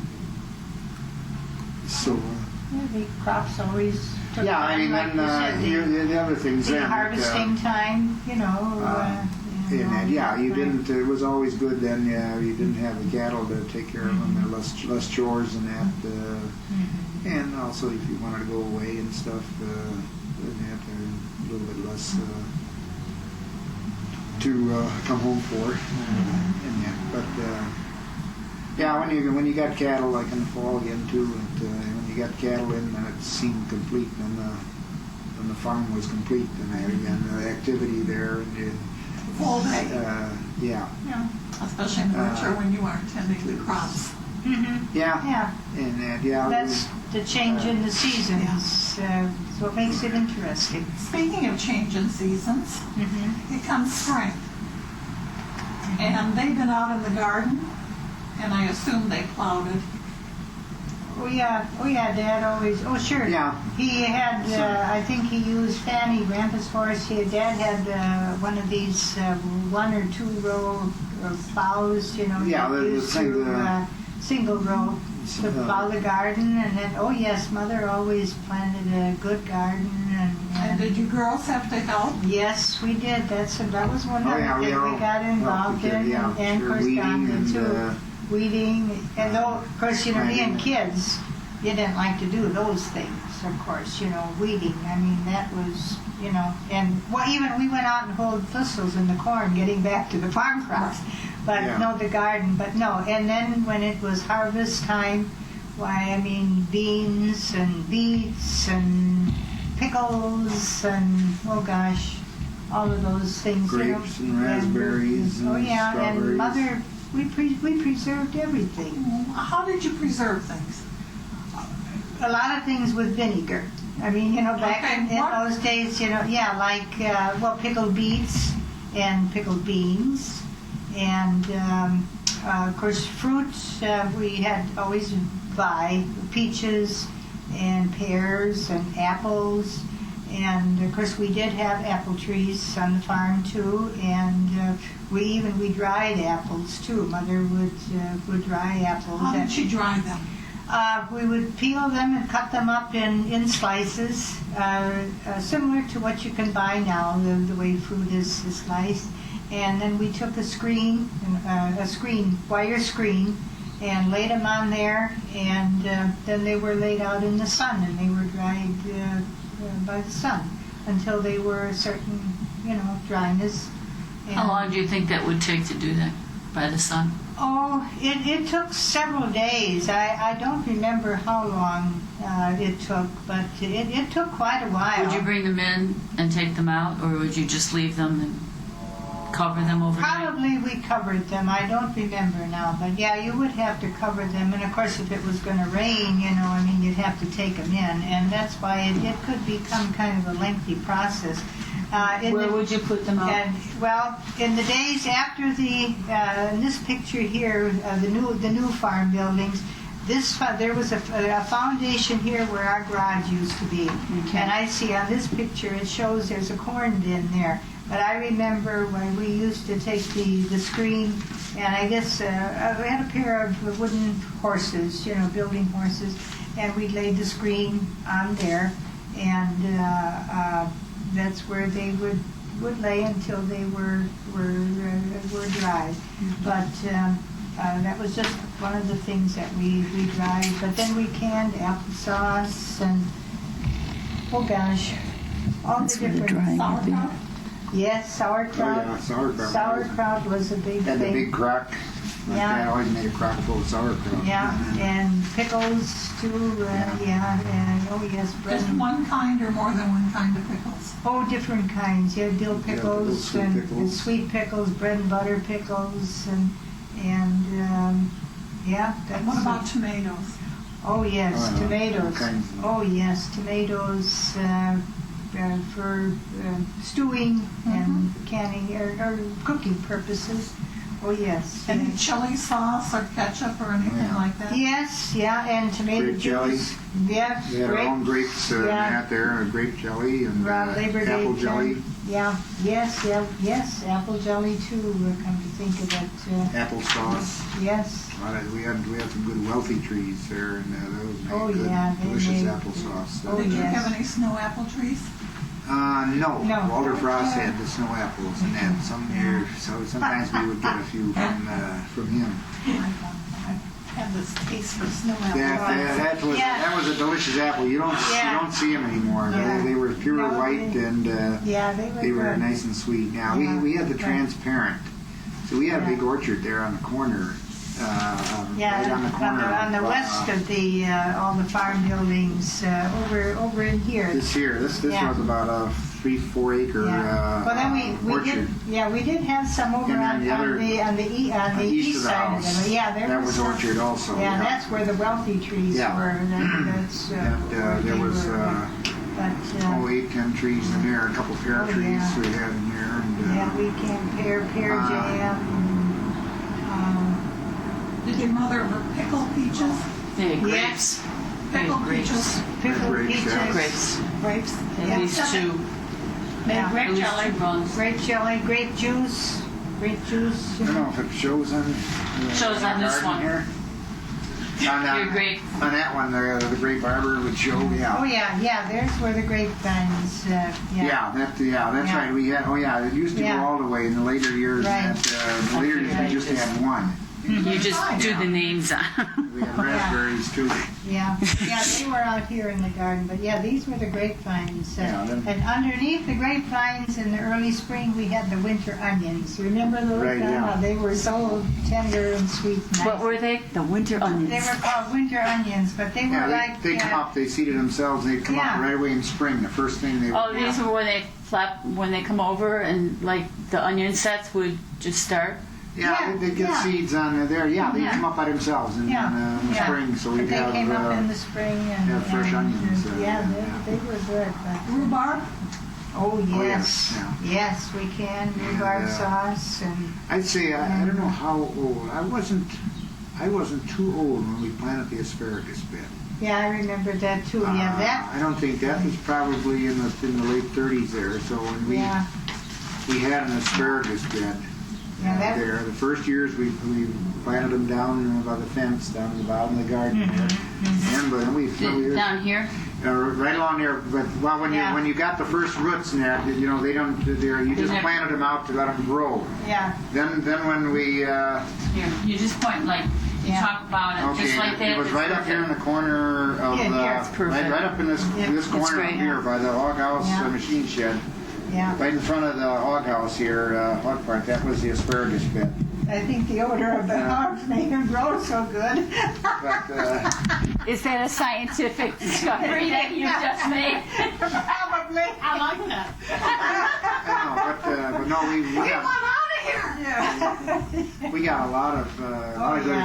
asparagus off of that bed. Yeah, that was good, yeah. You kept that for at home though, right? You didn't Yeah, sell that- that. Oh, yeah, no, the only thing that, well, we sell sweet corn. We sold a lot of sweet corn, too. That was all with our customers would come, you know. Yeah, and if we had excess pickles, cucumbers, or anything. Any garden excess Anything that we had for sale. So you didn't have a stand in Oh, front? no. It was just the customer. Yeah. Customers, Tomatoes. no problem getting rid of It's like fresh I produce. do exactly today. Yeah, Yeah. yeah. I go buy eggs and I buy sweet corn. Yeah, Yeah. but the For my- city people, they appreciated these fresh vegetables. What about strawberries? Yes, we had a strawberry patch too. Yeah, some years there we did Yeah. there. That's Sometimes the it last did years we okay, did, and, but, no, yeah. they would be iffy in that what you get. Yeah, some it that wasn't a have, real big production, but we had fresh strawberries when the season was for them. What about flowers? Did you grow flowers at all? Oh, yes, Mother had a beautiful flower garden. What were right some of the in flowers that she enjoyed growing? Oh, boy. Yeah, a lot of phlox and daisies. Always had morning and- glories. And Always- yeah, she always had put in, on the east side of the smokehouse, she had strings. That was all That morning was glory. to the east of the yeah. smokehouse. That was the flower garden Yeah. there, and Yeah, and south of the behind garage. the house. let's see. Yeah, I don't know if it would show. Yeah, This it would is be this right in actually this- is the best picture to use. Yeah. Smokehouse? This would be the The smokehouse flower here. garden was Okay. well Actually, behind the this house. is the garage. Right here. See, these were. We had The little one sumac. next to it is the outhouse. Yeah. I didn't even get to ask that. Marion, say it again. Well, we Where did you have it? We had sumac bushes back here. There were lilac bushes here, all along the east side of the garden, and So she had a nice, lilies, and nice flower she garden. planted zinnias Actually, and this was snapdragons forward a little and bit, but then this area Oh. here was just a lot of all the regular flowers and petunias. But she had a lovely flower garden. And I know we had a nice stone path going into it, and they. well, no, that's the. We're talking about the cow flower yard. garden. Yeah, that's This the would be the barn. barn. Yeah. The flower garden was right behind the house. You look out of Mother and Dad's bedroom window into the flower garden. So Yeah. their bedroom was on the far side of the house. But, I yes, keep lots of taking this flowers. back only because I'm afraid to put it on your table. So, I don't yeah, want to I'm scratch your afraid. table. Yeah, So I'll keep being the picture mover. Hey, I think you're doing a wonderful job, Linda. yeah. Did you ever, in the field or anywhere, have ground cherries? I'm thinking of the darn weeds. They're yellow. Yeah, they grow up about this Yeah. high, and then How they high get is that it? little About pod, 2 little feet. pod. Yeah. Yeah, about They have like a paper 18 covering on them. 18 to 24 inches. 18 inches or so, and then they get these little Lantern. pods Right, yeah. there, and They they look have a like- cherry inside. Yeah, they were darn weeding that out in the corn. In that you did You didn't like them? You didn't eat them? no, we chopped them out. They were weeds. Hmm. I You guess. can buy them now. You can. Uh-huh. Maybe unless there were different. At the St. Peter's Farmers Market on Friday, you can buy them. Oh my gosh. Out in, That- over, I don't know how to. over in Africa, in that there, we were over in Africa a couple months ago, and one of the plates they were a garnish. The red, Oh, yeah. the red berry, a red berry with the husks pulled back like a ear of corn almost. It made the most beautiful garnish served up on the plate. And that's the only thing I could think of. They looked at it and I said, that's a drum cherry, that weed. And Marion was talking about having to go out into the field and with a hoe and with the thistles. Chop thistles. Was there ever a thistle commissioner? oh yes, you were always conscious of the Thistle Commission. And what was the purpose of the thistle commissioner? THISTLE. Well, Who's the thistle commissioner? I never. well, I don't know who he was, but no, they would come around. They would fine you if you didn't keep the thistles and the weeds down on the fence lines. Oh, really? And That's news to me. what do you think you were out in the field just chopping? Well, yeah. Well, you see, I wasn't Yeah. old enough. Would you cut it with the horse teeth on the outside of your fence? Well, no, usually you couldn't get in Oh. there in that. You'd either, like you had a patch of thistles, you'd take a scythe along the fence lines and stuff. If they were thick enough, you'd take a scythe and scythe them off before they went to seed. Oh, and then you would just let them Or you be, chop, right? yeah, Okay. you just chop them Right, out yeah. there. And what she was talking about is walking the corn rows and the oat Doing field, inside your, so that In you the- wouldn't in the have crops. thistles in with your feet. competing. Yeah, with but it, that's what I was talking yeah. about. Would you have to pull yours out? Well, if you cut them down, would you have to pull it out No, because No, of the you just- stickers? No, we just cut them You off. just left it. We Yeah. just chop them with a hoe. Yeah. Oh. Instant fertilizer. Then they would dry They just up. dry up. And, Yeah. Oh, but so you would do it well before you would actually do anything with your corn. Right, yeah. Oh, yeah. No, we, All right, Yeah. so that they would shrivel up and be Oh, yeah. dust by no, the it- time. no, it- It took nutrients and moisture from the corn. Yeah. Yeah, it's there, and well, if you let them go and stuff, and didn't keep fighting, they get so thick in that they choke out the crop. Yeah. Well, I guess the Okay. reason we didn't like it because it was a job out in the hot sun, and you know it got kind of green and Yeah, you boring just too. you walk, you Yeah. take 2 or 4 rows at a time, and that you'd walk the field this way and walk it back and chop. And sometimes you Yeah. maybe walk a long ways in that, but you couldn't just do it by spots because sometimes there'd be just a few or so, so you would walk. So by the time you're doing this, the corn's pretty high though, right? Oh, the corn's getting up usually up 3-4 to, feet. yeah, You're and really sometimes- Because after that, then the thistles are going to seed. Well, Yeah. You get them before Yeah. they start purple. Right. That was Right. the idea, to cut them off before they went to seed. In the oats and that, Yeah. you'd get it when the oats was like that high or so in that there, just as it was growing, just But good. Yeah. within a foot high, because otherwise then you'd be getting too bushy in that to see them and also to walk in and that. So. Right. Yeah, you step. Because you don't really have rows, after the oats get high enough, you don't really have rows anymore, right? It's not where you can still really walk have, in. but it gets up, gets up Yeah. higher and. And then you're ruining your own crop by Yeah, you trampling. step it down. Yeah. that- And everything had its time in that. You finished planting about the time that you finished planting corn, and then you had a few days there to get the thistles out of the oats and that before as the corn grew up, before you had to start cultivating corn. And when you start cultivating corn, then it was haying time, and that. So everything has its time in there. So you had your time when you had a few days and you had the time to do this. So everything just came in order, just like now.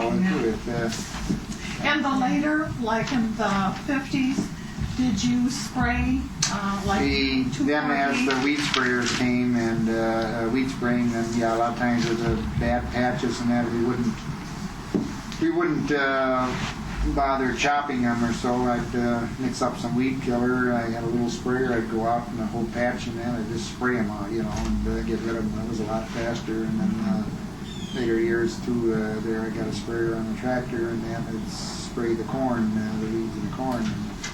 Because like nowadays, I mean, they plant and then they spray and the weeds don't come up at all. On your farm, did you ever check the corn? When I was little and that, there, yes, it was all checked. What do you mean by that? You want to explain what that is? Well, checking corn is when you planted the corn in the rows, and then you had a wire that was laid with knobs on, and it would check there every time your planter hit one of those knobs. It would drop like 3 kernels. You'd try for 3 kernels of corn every 40 inches or 42 inches, and that there, then you had 42-inch rows with bushes every 42 inches, and that. So the first time you cultivated the long way, the way it was planted there, then you would cultivate crossways to get the weeds in the row that you didn't get the first time.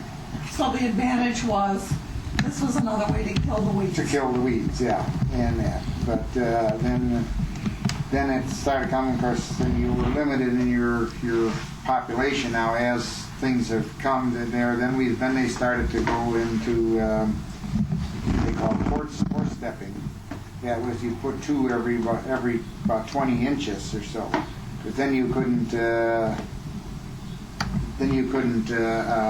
cross cultivate anymore. But then you had the mechanical cultivators, the tractors and that, where you got some speed in that, and when you cultivate it and that, you set the cultivators and that so that the dirt worked under the shields on the side of the shovels on each side of the row. The shields, you'd raise them up in that so that the dirt worked under, and it would go under and it would cover the weeds, and you'd done a much better job than the old horse cultivator that just went so slow in that he couldn't do the job in that. So then they could do a good job of cultivating, and you didn't have to do that cross cultivating. Because then if you didn't do a good job and didn't every time you got to the end, you turned the planter around, then you got off and you pulled up the stake with the wire and you moved it over 4 rows. And if you didn't keep about the same tension on the road and that there, then when you looked across the field and that there, you'd have them like this, and then you'd try and cultivate that way. That was real tricky. So actually, when people see farmers in their tractor just driving, they really do have to pay attention to where they're going, otherwise they're going to wipe out their crop. Oh yeah, when you're that happens, doesn't it? Yeah, when you're cultivating, I mean nowadays in that they do very little cultivating anymore because in that they spray pre-emergence and that right after the planter and the weeds don't come up, and they maybe go through the corn once. When it gets up bigger, they can go through. We used to cultivate it 3 times, sometimes even 4 times, and now if they cultivate it once, then it's about all. And cultivate is really just removing weeds. Yeah. To cultivate and remove it there. And we call it cultivated gear, and you go out in Iowa or out in Moore, and it's plowing corn.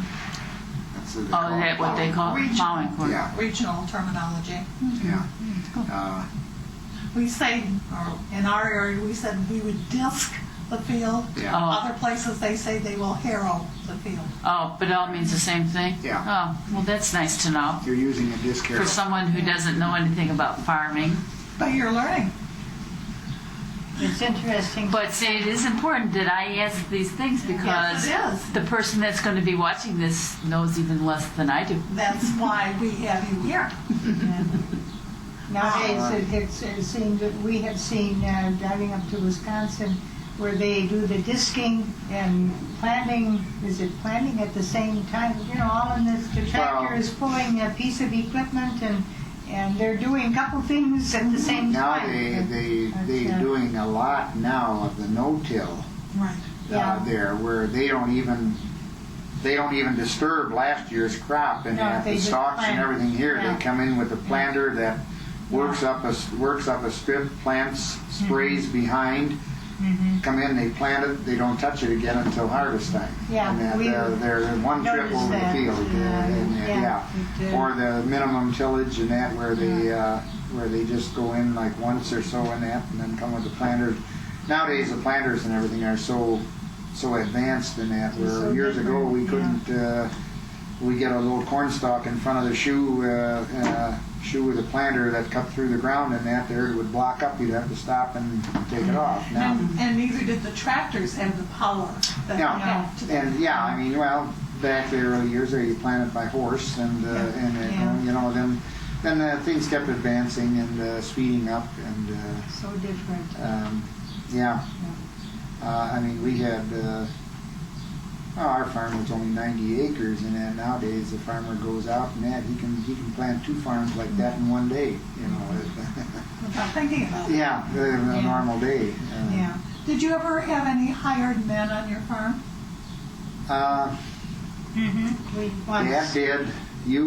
That's your area. Well, I don't remember the years when it was, but yes, we did have there for a while. Must have been back in the 30s. I think I kind of remember we did have one when I Well, was real yeah, small. it would have had to been because I left home in 45, and it must have been in the 30s sometime. Now, I'm trying to think back if it was at the time, you know, Dad got sick there for a while. He developed some kind of a cyst on his back, and he was laid up for quite a while. No, that wasn't there. I was a hired man then. You were the hired, yeah, well, and I know I was our, just old. I was about 12. yeah, or our so. cousins from Elgin came out, Bob, and but they still, you know, all, in recent years, they've still all talked about their day, how coming and helping on the farm.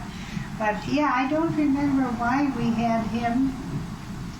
I don't remember but either, it but- must have been in the 30s, but we Well, did. there were a lot of yeah. horse things at that time. So Yeah. farming was slower. Yeah, I mean, at that time, yeah, it was still in the Yeah. horse end. Yeah, Yeah, I don't. Dad did. I can kind of remember something Yeah. very vaguely, though, but I don't Yeah. remember any details about it. No, I can't. No, I can't give you any details about it. But I think Don is right. It had to be in the 30s.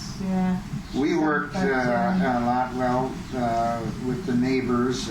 Threshing was done with the neighbors, Oh, yeah. and Oh, sometimes yeah. the harvesting corn, too, once in a while would be. Who was in your threshing group? Oh my! Oh, the whole neighborhood. Yeah, we had a threshing gang there. That was, well, George Buchholz had the machine. Yeah. Okay.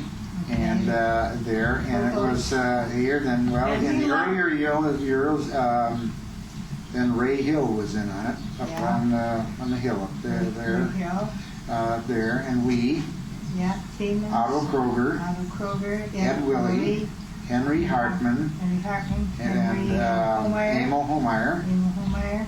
Yeah. That's That was seven. our. What about Walter Frost? Was he there? Oh yeah.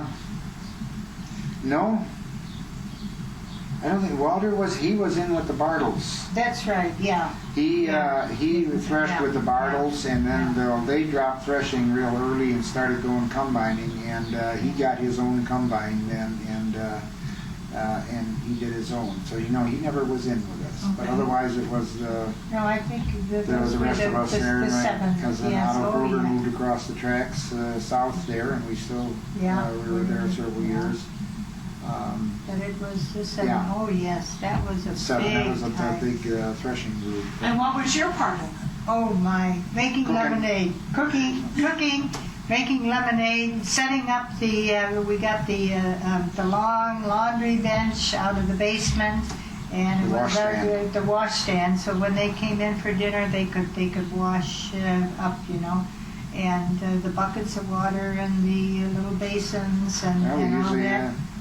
And yeah, that was, and They have like a wash tub there or so with water or something. well, yeah, or something, buckets, and, yeah, and then we had couple, the wash basins, wash basins yeah, and soap and the towels and and- all of that, you know. Have a so, mirror? Put a mirror up so they can look at themselves? well, now that I I don't know. don't, that little detail I don't remember, but it's possible, yes. But of course, before the washstand, to backtrack a couple of hours, they were always given a lunch. We made lunch for them in the morning, yes. you know, like we have coffee breaks now, or they had coffee breaks too, and Well, we what make was in their lunch? in the morning, we made summer sausage Cold meat or sandwiches. cold meat sandwiches, and coffee. And in the afternoon, they got jelly sandwiches. That's what, Yeah, right? and about a quarter after 3 or so, they would shut down and they- for a few minutes. For afternoon, yeah. Or they would, But, sometimes they wouldn't shut down, but they would go in shifts or so, and yeah. and that, yeah. They Yeah, would, but They that would come to the house to eat, or would you Oh, take yeah. it? Oh, Okay. no. No, the lunch was brought out to The the lunch, yeah, to the was machine, out out to to the the field. So lunch was your jelly sandwiches. yeah. The Or, sausage In the and- afternoon. In the afternoon. The morning was the meat sandwich, in the afternoon, the jelly. But so Okay. after that was And you done. serve coffee in And- paper and cups? then No, in regular, regular cups. regular Or cups. you know, there was no paper cups, and No. and then always you didn't forget the men out in the field, and at the pitchers that were loading, and, Oh, yeah, and there we- might be a wagon or two out there, Yeah. so there would Yeah. be a lunch basket would be sent with the first wagon that was going out Yeah, would take the basket out for the men out there, yeah. and Yeah. there. Then after we served the lunch, then we'd come home, we'd set up the washing stand. Then we had to, we extended the dining room table and the dining room as far as it would go, and set the table. And then Mother in the morning, she baked pies, and she always cooked a good meal for the men. But when they came to our farm, they always got lemonade with ice in, and they really liked it. That was, I remember Dad saying, I mean, Mother was the only one that served lemonade with ice in it. You know, that was the day when we had the ice box, and you'd get a little extra ice so you could chop off a few chunks and put it in the, we had a big kettle like this, you know, and I remember squeezing the lemons for it, and the men really appreciated that so much. a treat. It was a treat, yeah. But Mother baked But you were pies. always and- cooking for like 12, 15 Oh, men. yeah. See, and it depended upon how many days you had to work. I mean, usually it was 3-4 days anyway, wasn't it? Yeah, it Yeah, depended I think if so. rain went in, if you got Yeah. half days in there, or what. Yeah. But it was at least 2 meals in that. Yes, Two, yes, sometimes 2, 3 meals. yeah. if you- Serve any beer? About 4, quarter after 4 in the afternoon. That was beer time. Oh, was it? Oh, yeah. That I Passed don't a remember. bottle of Yeah. beer. The beer was in the cow tank out. But that was for the men, though, right? Oh, yeah. Yeah, for all The men. women would. It was in the No. cow tank. Yeah. It was cold there. Yeah, it was cool. Yeah, Yeah. you put the case of beer, just take the whole case and put it down in the tank, and that was always nice and cold. Oh, yeah. When yeah. for the women, how many women would be working doing Oh, this there was lunch and stuff? just Mother and us girls. And how many girls were there? There Well, were. myself and I don't know, none of the other wives came to Oh, help okay. or So it anything. was just your own Our own family women. Right. Usually, yeah. No, they didn't Yeah, didn't I share like you hear stories, and where neighbor women come together or so, and Yeah, and no, go it from house to wasn't, house. yeah. I think, if I remember, sometime like Mom went and helped. I don't know if she went Erna Buchholz or so, or She something. A might couple have, times, or yeah. not on a regular basis, No, but they had- sometimes see, they needed help or something. You had the 7 men, and well, then some of them had hired men. They came too. We probably would serve, 10, 12. Yeah, at least in that. There would be a If there was dozen, 7 in the bunch, the whole group, and then they brought The their hired sons men. of hired men. Sons, Yeah, if usually, there were there was extra a shifts. So lot we- if possible. I mean, yeah, you send two, Yeah. two workers. Yeah, You mentioned this name Arna. Arna? Erna. Erna Buchholz. Buchholz. Yeah. What was her maiden name? Weisner. Geisner. They were from Roselle too, weren't they? Yeah. Her brother, Did she? Roselle. Did she? What was her brother's name? Uh, Elroy. Elroy. Okay. Yeah. Okay. Yeah. I thought maybe it was Arna Springensguth. I don't know who she married, Oh, yeah. but okay. Oh, No, but, no, She's that much. was- She's yeah. she was born in like 1901 or 1890 something. Oh, yeah. So earlier than. Dad's age, yeah. Yeah, yeah. Okay. But, no, that was quite a project too, but it was fun. It was a lot of hard work, Yeah, but it was fun but connected you with the had, children. I mean, it was, the threshing was always a good time. I mean, the neighbors are, I mean, you socialized and you worked. You worked your butt off, and Yeah. you know, and it But was you hard had work. fun too. But Yeah. you were working together, and Yeah, and, the yeah. fellowship was great Yeah, too. it Yeah, was. yeah.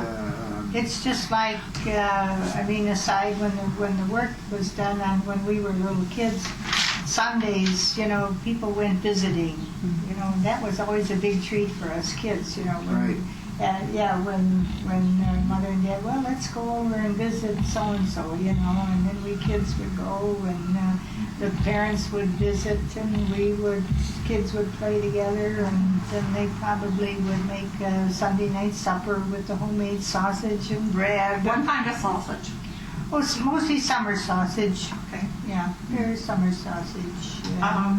And You had so- mentioned that you raised pigs and that you also had a calf or something, that you had half of it and then maybe Donovan had the other half, and that there was a smokehouse. Did you do your own butchering? Yeah. Yes. Yeah. We've, Yeah. I don't know, at least 3-4 hogs a year usually, or in the earlier years, the last years we did 2 or so, or a couple, but Yeah, we I just do remember, several yeah. hogs. And it was always usually right after the holidays because that was the coldest time of the year. It had to be cold weather too. And that's when Grandpa always came and helped, and the grandmas came. And oh yes, that was almost like a week project because you know they butchered and then all the meat had to be cut up Well, you- and they made sausage. You know. Yeah, you do the first And, day, they butcher in the morning, Mhm. and they get it, and of course, as soon as they got the head and all that, then they come in and that would be cooked down and get the sausage meat going and then get that all prepared, and by night or so you'd be making the sausage, the liver sausage, the blood sausage. And see, the casings were all clean too because they used clean the the casings. Clean the yeah. casings and You did your butchering inside or outside? did it outside that, usually in the tool shed. In the tool shed. That's in this building right here. This is where the butchering was done, and they hung the hog. They'd up usually to the- like a lot of times they'd stick they killed a hog over. Now let's see.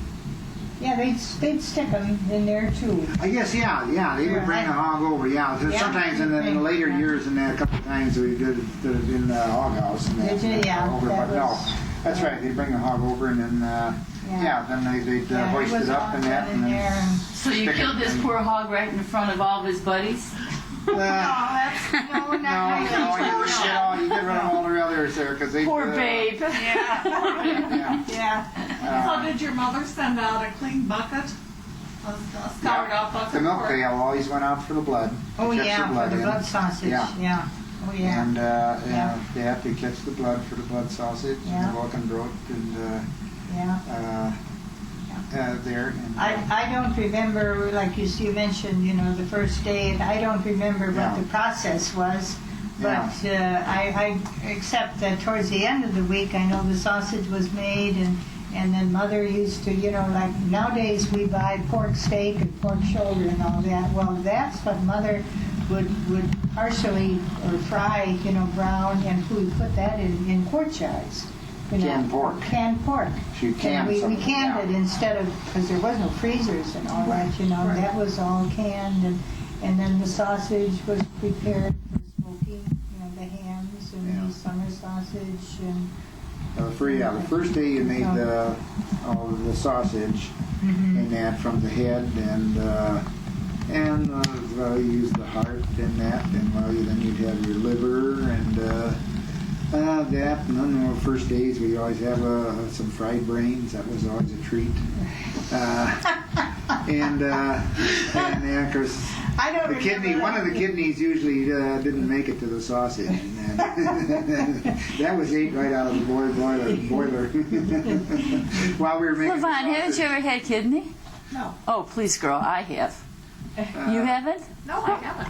Well, if I did, I don't remember. And And tripen? you tried them? Yeah, I never had that. You guys didn't? Okay. But then the next morning, then the carcass would chill, Yeah. and then after the chores, the next morning, then they bring the carcass in there, and then Dad would cut up the carcass. Basement or the kitchen? Yeah, down the basement. Yeah. Yeah, we'd bring it in the basement, and Yeah. he would cut it up and there and get the hams and the bacon and everything. All the different cuts there, get it ready, and then the scraps and stuff were taken, and that would make the summer sausage. And the hams were prepared. They would go to the smokehouse to send the bacon. Yeah. Yeah, it'll be a bacon, yeah. And that, Yeah. well, no. Yeah. First they didn't go to the smokehouse. They went in the brine. That's right. They Yeah. had to be cured. To be cured, that's right. They yeah. had to go in the brine. That's right. That was the next thing there. Yeah. Right, yeah, because they had to, Get the brine, the salt, and float Yeah. the egg in, make sure it was salty enough. for preservation, that's right, Yeah, yeah. and Yes, that's when you got some good ham. Mm-hmm. And none of Oh, this yeah. stuff you buy in the stores nowadays. Yeah, or it's all together. That was good ham. Like getting a good fresh egg. Yeah. So, And yeah.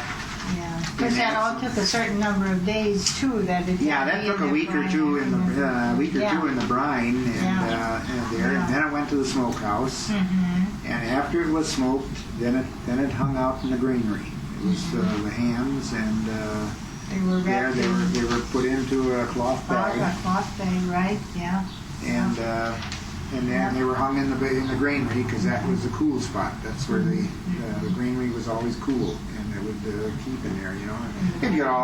The bag would get all green with mold in it, but you just peel the bag off and then slice it off, and then you have yourself some good ham. And the sausage, summer sausage too, that would just hang out there. Oh, yeah. There. That didn't have to be refrigerated. No, that would just that was dried, and they're just But brown. think of this Rinderwurst and the blood sausage. Of course, we had refrigerator, icebox by then, did we? We must have kept it in here. Yeah. Some of it was put in jars, I know. But what was made into the, put into the casings, I wonder how did we preserve that? Yet I don't remember. Well, that was wintertime. We could hang it out. Yeah, I guess. It was hung out. probably, Yeah. That's right. probably That stuff was. used to hang out in the back porch. So, What about the Velcro Yeah. road? yeah. Was that in bags? Or? That would Mom would That- sew a cloth bag Yeah. into about like a 3-4 inch cloth bag, and the Vulcanbrot was the blood sausage thickened with flour, and that, and then she take it and you peel the bag back and slice it, and then a little bit of the liver sausage in with it in the morning in the fry pan, and Rinderwurst, oh yeah, that's and good. But the Velcro- that was the Vulcanbrot. Then Yeah. the Rinderbush, that It had the little squares of fat in it. Remember the blood sausage, the blood the sausage. Kinkhorn. Yeah. Do you have any of your mother's recipes for any of this? There wasn't a No. recipe. No, It was just on the taste. Yeah, But you don't have, she never jotted anything down or anything like that you no, have? Okay. No. the last years that we butchered, I mean, you were gone, but I was there, so Mom and I made the sausage. I mean, I helped her, and see, some of the first years, I believe sometimes they would kill like 2-3 hogs at a time. And that I don't remember how many they did. I think they would kill at least a couple, so there'd be a lot. The last years that I remember, we'd do one at a time, Yeah. maybe a couple times a winter or so, but I mean, we were there because we weren't using as much anymore. And, Right. But Yes, I can remember too, because I mean you're all set up for it, so why Yeah. not? Do it. But I know And it took a long time, a week's and back time. then anyway. too, I mean, they used a lot. They used a lot of meat there because you had meat and potatoes twice a day. Yeah. The only time you ate cold meat was on Sunday night. Yeah, that was the only time that you eat cheese and sausage. Yeah. Usually. Yeah. And you had What did you have for breakfast? pancakes, bacon and eggs, mashed Yeah. or fried potatoes. You always had a good breakfast. In the winter, the sausage and cereal, the hot cereal or cold cereal, Hot cereal, too, some whatever. cold cereals, not too much in cold cereal. It No, was, and of course, mother, they had coffee cake, homemade oh coffee yeah, cake. we always had the coffee Yeah, cake. You bought your potatoes though, right? No, we No, raised Oh, you it. had potatoes? Yeah. That was Yeah. another product of the farm. There, yeah, that's true, yeah. But you did it, was it really a production crop or was it really yeah, for your own we use? used to sell Yeah. 50, 100 bags there. We had our orders and we made the deliveries to down to Roselle. How many acres would you have to have in field for that? No, we had back there maybe 2 acres or so. Oh. Okay. An Because acre, and- people, I don't think people around here really have a concept of how many acres you would need for. Yeah, no, potatoes, they did quite a bit. We'd grow quite a few, and of course, like for ourselves, and that we put 7, 8 bags full down in the cold cellar for the year. Pretty well last through the year. But you're talking about a bag that's 100-pound bag. 100-pound bag. Yeah. Yeah. And that, and then we get Dad get the orders from people down there. Want 2 bags, 3 bags, or 2.5 bags, or there some reds and whites, and we had, and Oh, you did both. yeah, in that, and then we'd usually, I know years I can remember there, we'd dump them in the cattle barn. Our barn was set up and we fed down one alley, so we had the bunk there. You know, it was about 1.5 foot deep or so, and so we just filled it up with potatoes down there, and then we started on one end and started sorting. You know, he'd sort them out into the big there, and then the little potatoes. Large, and that. medium, and small. Yeah, for or a couple sizes, that, and bag them. We'd get them all back there and weigh them out, bag them, and then we would deliver them. And you know, some people get 2, 3, 4 bags, and there, and I sold some on the farm to the egg customers. And, When your mom made potatoes or did the things with potatoes, did she leave the skins on? Or did she take the, she cooked the little one, the small ones with the potato. Of course, you know, nowadays that's considered a delicacy more or less in some restaurants. Yeah. You get the parsley red potatoes, they're roasted, you know. But no, she always cooked up the little ones, or she made potato salad, you know. Then we would peel. But your mashed potatoes would all be peeled? Yeah, They would always be peeled. Right. yeah, Okay. And the chickens were always the benefactors of the peel, because the chickens and pigs, they used to get all the all scraps. the garbage all went out to the hogs. Yeah, and the garbage in that. That all went. Sure. But went back to the anyway, hogs, we always had fresh mashed potatoes. Sometimes she'd rice potatoes. You know, you had that ricer, that kitchen tool with the little holes in. You put the potato in and press it. And who had the honor in the spring of cutting up the potatoes with an eye or two for planting? Dad usually cut Grandpa. his seed. And Yeah, Grandpa Grandpa Thiemann, he'd get the potatoes ready. Yeah. Dad, he'd go out with the horse and the marker and make the rows, and then Grandpa, he would. Grandpa would Did sit you in. have Later than Dad. Did you have a potato planter, or did you do it by hand? No, we did it by hand. We had I don't know what they did the first year. As long as I can remember, we had a roll maker. It was just 2 heavy pieces of wood like this, two beams about that high, about that wide, and then behind there was like a plow, a spade and that. And we'd go along and make a row. Well, you'd make a row. You'd run in this row with the one there, and you'd make a new row. And then the next time you come back, you'd run in this row and make another row. So you'd go in twice and make it deep enough to plant there. And you take a bucket of potatoes there, and you just walk along, and about every so often you just keep dropping a piece in, and you step on it as you went to firm it in the ground, and then you come with the one horse and the shovel plow that was had a plow with two wings on it like this. That would go in between the two rows, and it would plow the dirt onto the row, and that so that when you get done, you'd have this filled row for the potatoes. Then after a while, just before the potatoes come up, in that you'd watch them as they're sprouting, in that then you'd take the drag harrow and you'd run it over here and kill the weeds. All those first weeds that were coming, you'd kill them, and it would knock that hill down some so that the sprouts would come through then. And then as So you would drag right before they come. So you would go out and you would be checking to see if it's how far below when grade they it started is. sprouting, it would take a couple weeks, and in a couple of weeks these weeds are all sprouting. Well, that's the first cultivation, and you quickly with the wide harrow you drag over it a little bit, you get those first weeds. That's the same in the cornfields. That's what you did after planting, and they still do it now with the rotary hose. In that when the rotary hoe now they do it when the corn is up, but otherwise. A few days after you plant, so you would go out with before the corn came through, you'd go out and drag the field, and that would break up the crust on top there, so and kill all that first crop of weeds coming through. Pretty quick way of cultivating.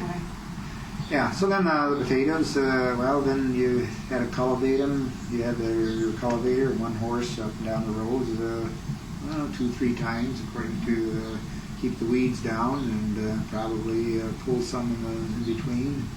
Potato bugs, you'd have to spray two or three times. You'd watch for the potato bugs to come. Spray arsenic of lead. You'd go out and mix it up in the sprinkling can. They could ruin a whole crop. Oh, they could. Yeah, they'd ruin a whole crop in a few days if you didn't get the bugs. So they eat the top. They don't eat the potatoes, but they eat the tops, which means the potato doesn't bush. grow. The bush part. Yeah, they just eat the leaves right off the bush. Yeah. They're a beetle about a quarter of an inch around, striped beetle. And then you just leave them in in August, end of August, Pray for rain, right? Yeah. There, hopefully if the rains come. Some years you got good crops, some years not so good. Did you have to do anything special to your soil to handle potatoes so that they would grow a decent size? No, we just You just had good soil. Wherever we had the plot room or so, an area there. So you didn't put it in the same place all the time. You we moved kept them rotating around. Yeah, it kept rotating. Yeah, but then in fall we'd dig them. They're now like end of August now, 1st of September, so they'd be dug. So would it be a group of people that you would dig them and? No, the way we dug them, we had this plow. It was a plow. We put a horse in front of it, and let's see, that two horses usually. Yeah, they use a team, and because the plow when it had a flat point to it, and then the back part here it had rods coming out there, and this plow would go under.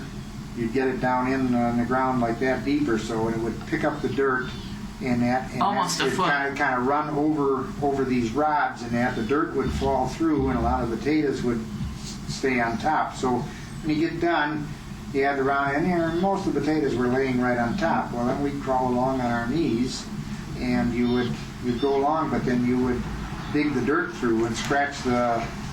Without gloves, yeah. Yeah. Yeah, I guess we. I knew that they did not use gloves. I guess. But you'd scratch it through again, because you'd find a lot of potatoes in the dirt yet in that, because they have the potato diggers now. They do the same thing. They pick up the whole row like that, and then they have that chain shifter in that. It flops over, the dirt goes through, and then the potatoes convey over to the back, and then they lay on top of the ground and there. or, and nowadays with the big ones, they elevate them right on the trucks and stuff. So when you're down, you're going through this thing, you just put whatever potatoes you find into a dragging bag or 5-gallon something? buckets. We pulled a bucket Bucket. alongside, and then we had the bags down. The bucket get full. We'd walk a little bit, and dump them in the bag, and Okay. then crawl a little farther, and get up there and dump. So those you in the were up bag and down, up keep and down. going. This was We get called the picking up potato job. Another one of those jobs. You're right. Yeah.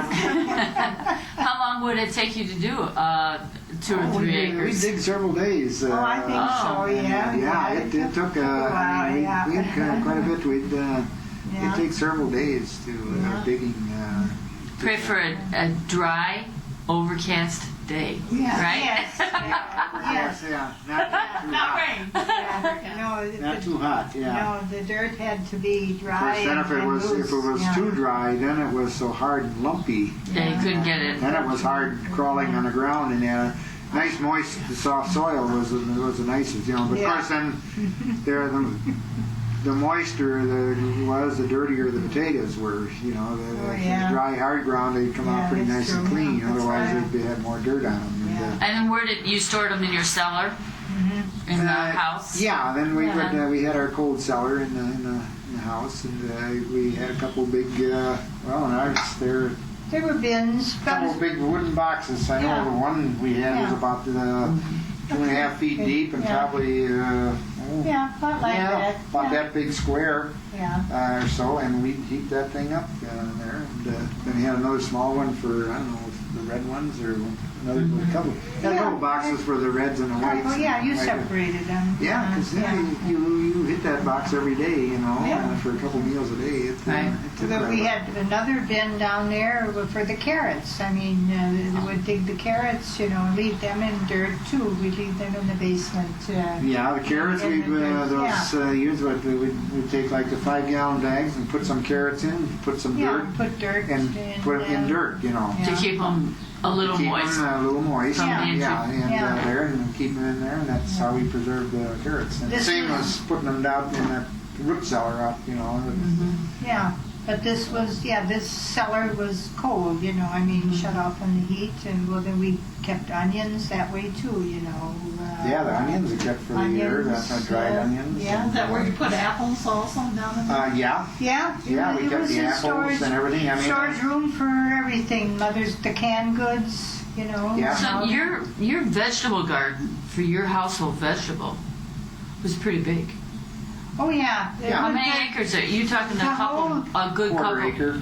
Oh, Yeah, I would've this thought even whole more. this whole plot of land here was all was garden, and then the orchard was beyond that. Yeah, the other picture there. And it was by the road. So believe me, Mr. and Mrs. Yeah. Thiemann made sure that garden was clean without so weeds. nobody would look. Yeah, it was always pretty clean. We Yeah. kept up on it. Yes, I It know. shows on that, but it's Well, mostly we're the grape snow. arbors. Yeah. Yeah. I don't have any concept of what time it is. Oh, time is quarter to 4. Okay. Yeah. We're going to leave at 5:30, so as long as I get home by 5, I'm Okay. fine. Yeah. So. Yeah. You had mentioned throwing the scraps from the table out for the chickens and for the pigs. What about glass and metal? What did you do with your garbage glass and your garbage metal? The junk. We had a place where we would throw it behind the barn or one of the sheds, and then maybe once a year or twice a year, Dad, Well, there was a dump where he took it by Yeah, the railroad we had tracks. the junk box was behind the outhouse.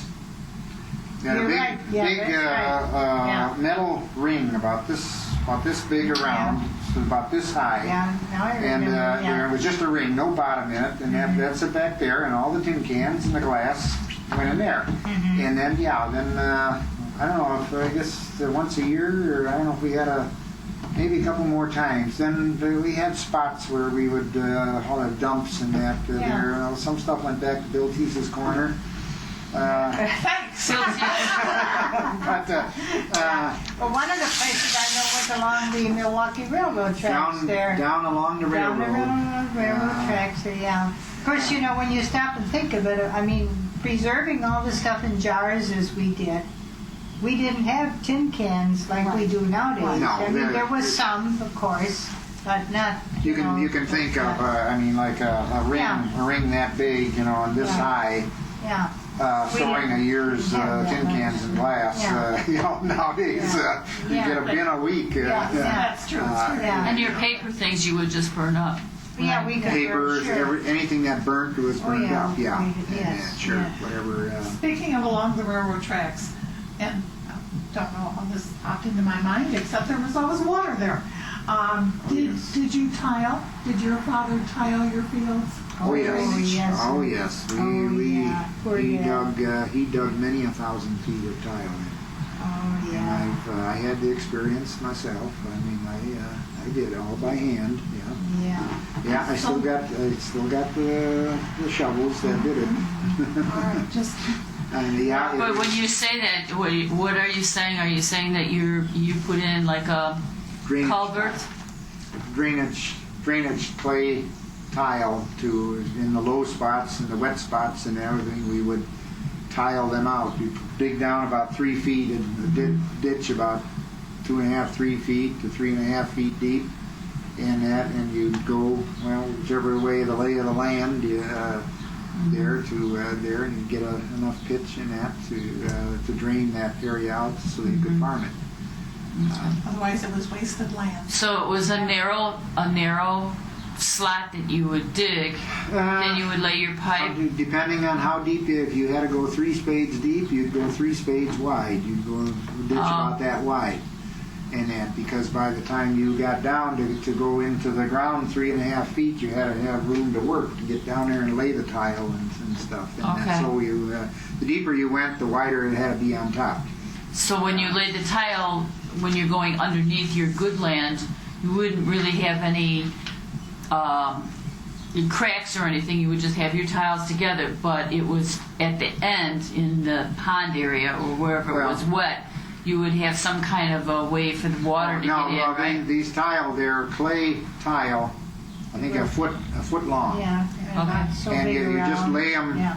end to end, and they would have a crack Okay. there. And these tile, I never realized either until I was there. You lay a string of tile. You start down at the bottom on your low end or so, and you start laying them back. And as you're laying them, and you get back up, and if there is water running at the time or some, you will start hearing the suction. That tile actually, and that pulls it in. creates a suction. And a tile like that, you lay that 3.5 feet, will drain to about 20-25 feet on each side, and that water will. So it's will like a drain to that terracotta tile, Yes. Yes. like a flower pot. Yes. Right, same thing. And these tile and that they will. It was amazing. You'd lay them like that, and you'd hear a noise like you hear the water being sucked into the tile. But yeah, it does an amazing job. Nowadays, when they lay in that, they have the perforated plastic flexible tubing in that, and they just lay that down in. Would that have been a hard decision for your father to decide to do that? It's an Well, expensive thing, and it was a lot of extra It's- work. Labor intensive. Very labor Yeah. intensive. And some of the older Schaumburg farmers were saying, why are you doing that? You are yeah. wasting time. Just leave that land. It's no good. Just leave it. Yeah, I tell you, there you get out anywhere out here, you get out west New Hampshire, out all that way, that land is all tiled, and the land is all drained, and you see these big drainage ditches go through, it's so level or so, and wherever there's a low spot, you're going to have a wet spot if you don't drain it.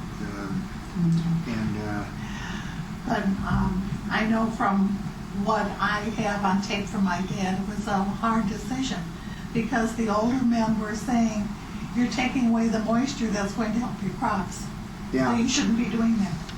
There was a debate. For the forward-thinking farmers, then they knew they were doing the right thing, but also they were going against it. Yeah. No, it was, but if you didn't do it, I mean, then in spring the rains come and then you'd have this wet spot here and wet spot there and that. How do you go through and plant, you know, when you can't get through? I mean, you still, even your drainage, you had trouble some of the real wet years. Okay. So it's something that had to be done. I'm going to pick up some bits and pieces here. Marion, Yes, ma'am. who did you marry? I married Willis Herman Balkening from Elgin, Illinois, And when did you marry him? on April 22nd, 1945. And did you have any children? We had 2 sons. And their names are? The oldest son is Dale, and our youngest son was Craig. But we no longer have him. He passed away 26 years ago. At the age of 20, he was a victim of cancer. But our son Dale got married. Well, in fact, he got married a month after Craig died because he graduated from college and all the plans were made. But he has 3 children. We have 3 lovely grandchildren that we're very proud of. And they live up in Verona, Wisconsin. But the young people now are going off on their own because Aaron is 24. He's a civil engineer. He's working in Madison. And Lisa, our granddaughter, just graduated this spring in May. And she's currently, from the last we heard, she's still looking for a job. And the youngest one, Jeremy, he's 18. He is leaving in 1 week to start his college career at Stevens Point, and he plans to study natural resources. Good. And our daughter-in-law has been a very good Christian mother, brought the children up, trained them well in religion and music. And she gives music lessons, herself piano lessons now too. But and Dale is an architect. That's what his occupation is. And so they're all doing okay. Very And good. we hope and pray every day that everything stays well.